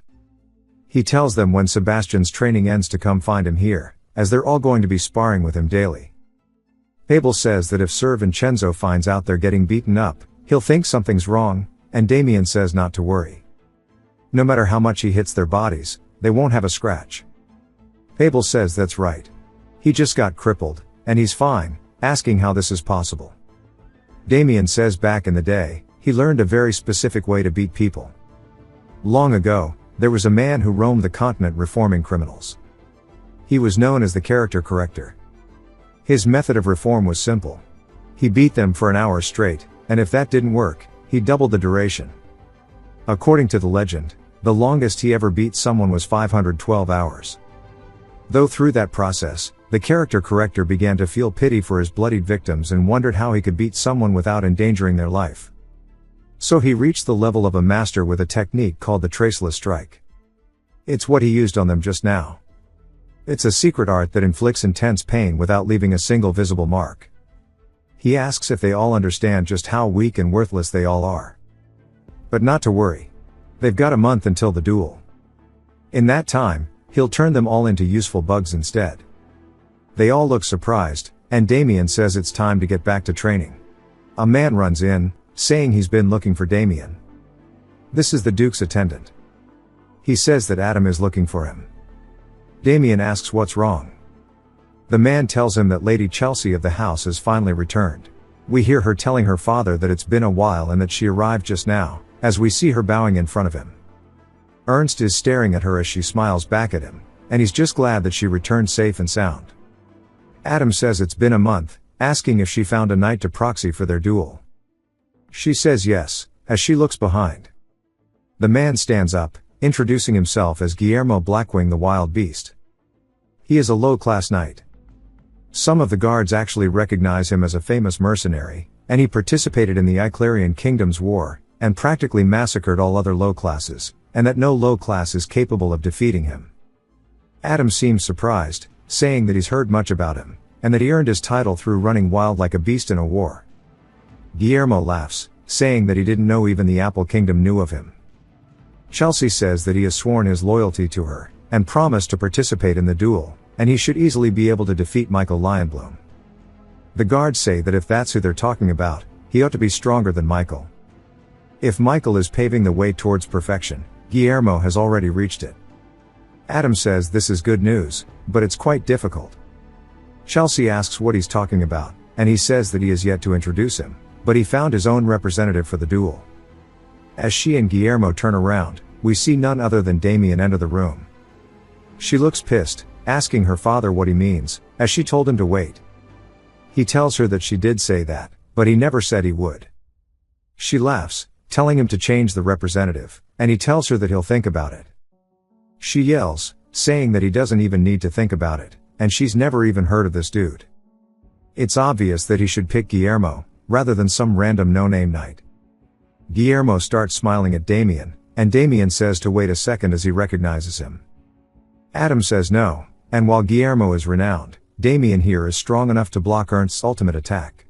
Chelsea laughs, saying that if he doesn't want to acknowledge her skills, this is the perfect opportunity for her father to ignore them too, and his actions never line up with his words, both for her and her mother.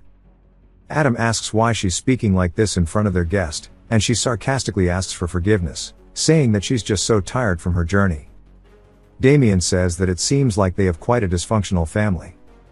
Adam sighs, saying that he'll discuss the matter with the others first, and to stop arguing as she's excused. Guillermo though begins laughing hella loudly. He tells Chelsea there's no need to come to a decision through words when they are men. Jael also finds that rude, and he says the strongest one should be the representative, and that they should just fight and have the victor be the representative for the proxy. Chelsea asks what he's doing, and she told him not to speak up. Adam though says that he's not exactly wrong, asking Damien what he thinks.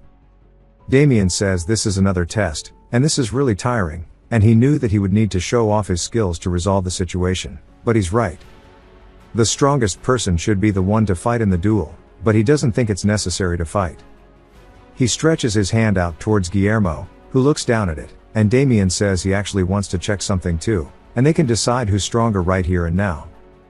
The hell's wrong with Buddy's eyes? Guillermo laughs loudly though, saying if he pulls off his arm, it's not his fault. Damien says that sure is terrifying, and that he'll be nice and only stop at dislocating his shoulder. Guillermo laughs, saying as if, and reaches towards Damien's hand but as an attack, and he leans all into it. Damien uses his weight against him by grabbing his wrist and throwing him straight down into the floor with a judo throw. Adam, Jael, and Ernst are surprised. Even Chelsea asks what the hell just happened. Jael though says that's amazing, and Guillermo went for Damien's wrist first. However, Damien used his strength against him and threw him onto the floor, so not only is he strong, but he is also skilled. Guillermo starts to get pissed, and stands back up, asking how dare he humiliate him like this. Damien says it's as expected, and he's sturdier than he thought, as he really tried to dislocate his shoulder. Guillermo reaches for his blade, saying that he's going to shred him to pieces, as he draws two axes, ready to fight. Chelsea tells him to stop, but Guillermo leaps in, saying he's going to crack his skull wide open, going in for an attack.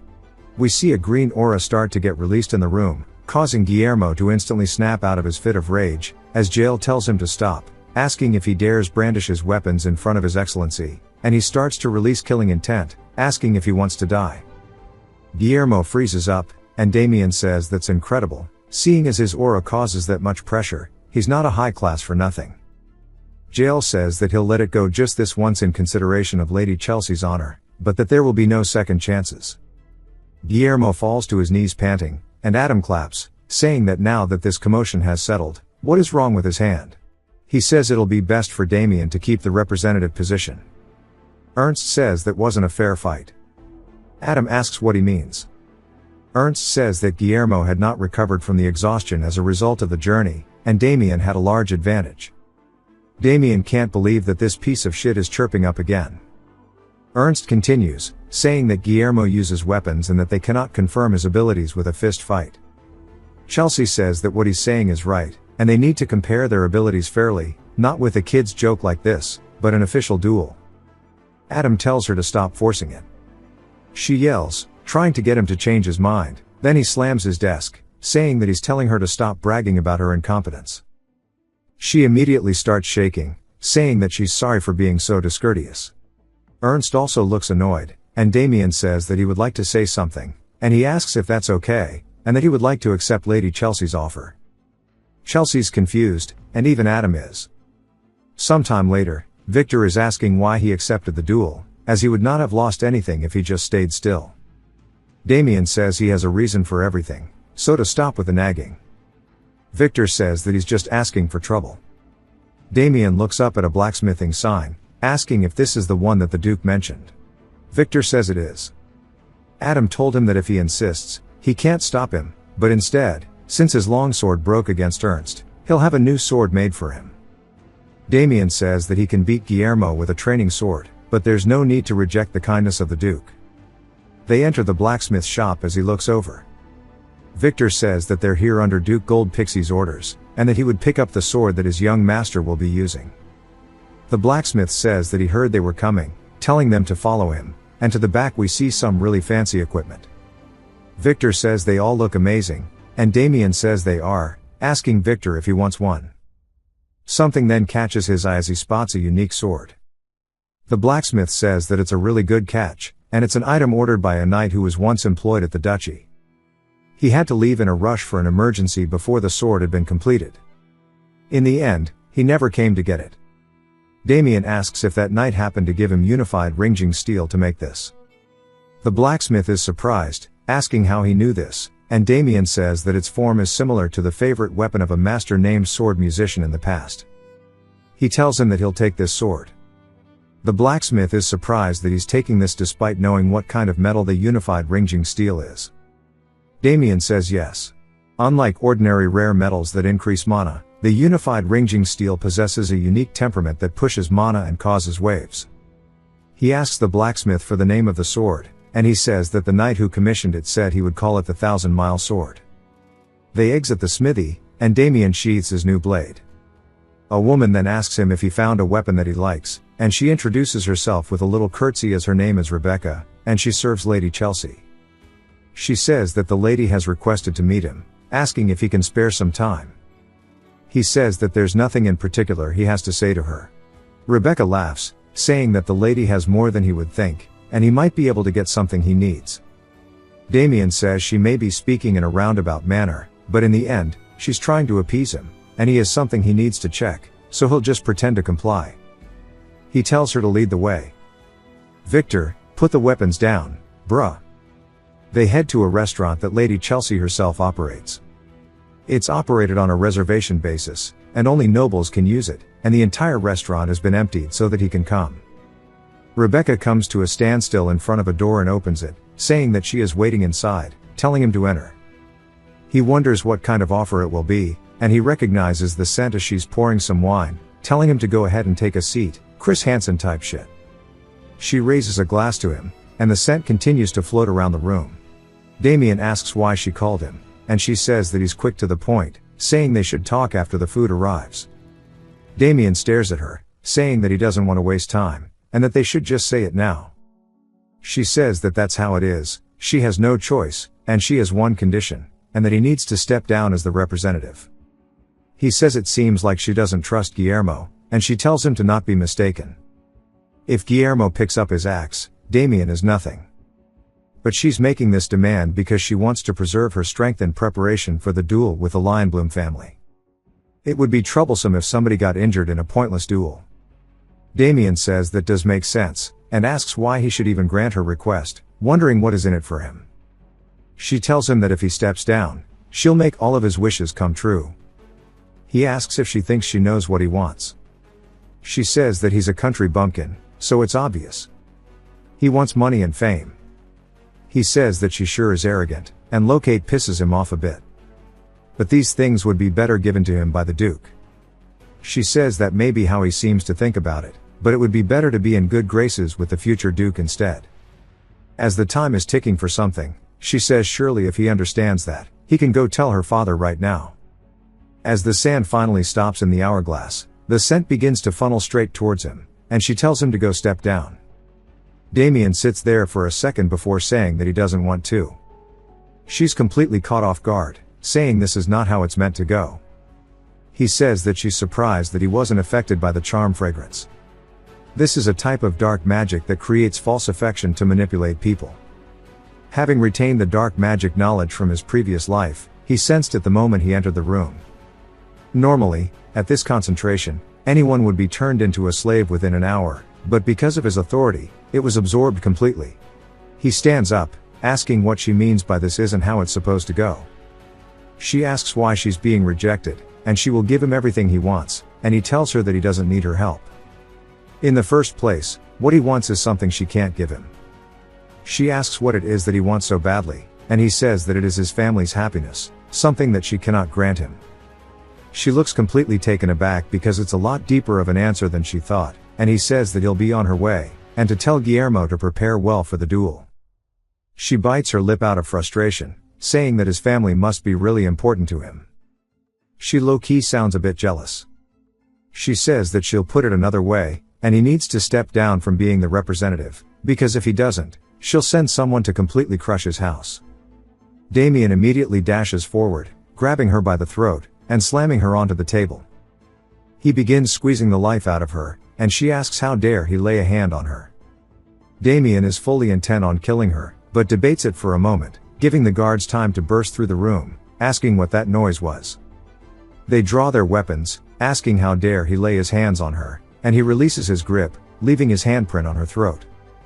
He then grabs the butter knife off the table, dashing past the guards, slicing both of their throats. They fall to their knees, and Damien says the cut is shallow, and they can apply a potion, and they won't die. He warns Chelsea that as much as he wants to slit her throat here, he'll hold back, as it would be too merciful a punishment, and that she should look forward to the things to come, as he's going to do some horrific things here soon. She is absolutely terrified of him. As he leaves the room, Rebecca tunes in, and quickly runs over, asking her if she's okay. She says that Bastard insulted her, and that she's going to make sure he dies no matter what. She calls for someone named Mustang Fury, and an absolute shocker enters the room, saying that he came as soon as he was called. She asks what the hell happened, and why the charm fragrance didn't work. He says he has no idea, and there are rare cases of people with strong immunity to dark magic, and maybe he's one of those. She hits him in the head with a glass, calling him an idiot, asking where Guillermo is. She says that he's at the tavern, and he needed to blow off some steam after what happened today. She says the duel is tomorrow, wondering why he's out drinking, calling him a madman, and asks if he's really that sure Guillermo can even beat Damien. Mustang says of course, as he is the masterpiece of Yulon, and that he's never seen a knight with greater dark magic affinity than him, that she just needs to be patient, as they will definitely hand her the house of the Duke. She tells him that he better keep his word, otherwise he'll die first. He tells her that he'll keep that in mind. We see outside on the roof, Damien is actually overhearing their entire conversation, so now he knows that she's working with Yulon. So far, there hasn't been a whole lot in terms of overarching story progression, at least in my opinion. But just a quick disclaimer, these are my thoughts, not facts, so don't take them too seriously. I've always been a sucker for the regressor archetype. Some are great, some are trash, and this one's definitely in the enjoyable category for me. The pacing feels just right. Not too fast, not too slow. It's got that steady rhythm where you never feel bored, but it's not rushing through arcs either. And I really like how Damien isn't like those other protagonists who are constantly hiding their powers like it's some big secret. No, he's all about throwing hands. If you threaten his family or just piss him off, he's ready to go. No hesitation. Love that. Now usually I do a deep dive into the character development, but to be honest, there's not a ton to dissect just yet. And that's fine.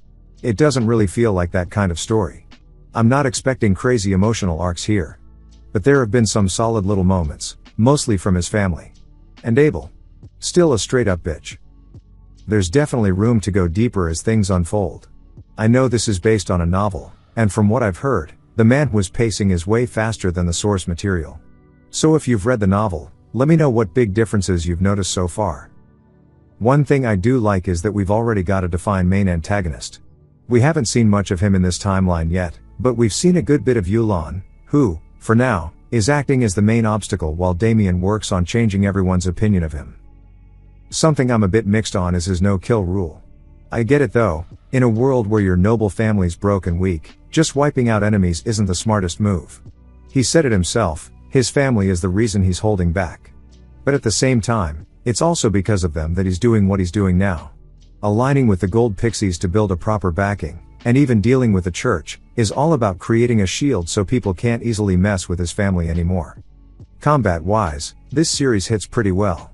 It's got that nice blend of fluid motion and these sudden bursts of brutality that really land. I'm not sure how to fully explain it, but the fights just feel impactful. And the aura farming panels. They are gas. I'm also kind of glad it didn't take 100 chapters for him to start getting strong. Like, no, he's not at his peak yet, but he's strong enough that he can basically do what he wants right now, and that's fun to watch. Also, shout out to the fact that he's a family guy, not the show, but like, genuinely someone who cares about his people. He realized the importance of his family way too late in his previous life, and now that regret is pushing him forward. That kind of theme hits home, and I think a lot of people can learn from it. His mom and sister fully trust him too, which is such a nice contrast to the usual cold noble family trope. And again, Abel. Still a bitch. His dad's hilarious though. I love their dynamic. Victor basically feels like another family member at this point, and watching him get revenge against Garrick and them. So satisfying. Anyway, these are just my personal thoughts for now. I hope we get more depth in the power scaling going forward. It's a fun power trip right now, but I wouldn't mind some structure. And I do kinda hope Dorgo makes a surprise appearance, maybe just as a passerby in some random city. Though to be fair, it wouldn't make sense unless he also regressed somehow. Maybe Damien's regression was caused by that vortex when he cut into Dorgo's soul, when it got pulled into the sky. Or maybe it's just the power of authority itself, since that is a god's power in the end. Only the novel readers probably know what's really going on at this point. If you are one, feel free to drop a hint, spoiler-free if possible. Let me know what you think of the series so far, and I'll be back with another long-form update when the next major arc drops. If you've watched till the end, comment, swim, to let me know. Subscribe for more videos like this, leave a like or a comment to help the channel out. Thanks for watching.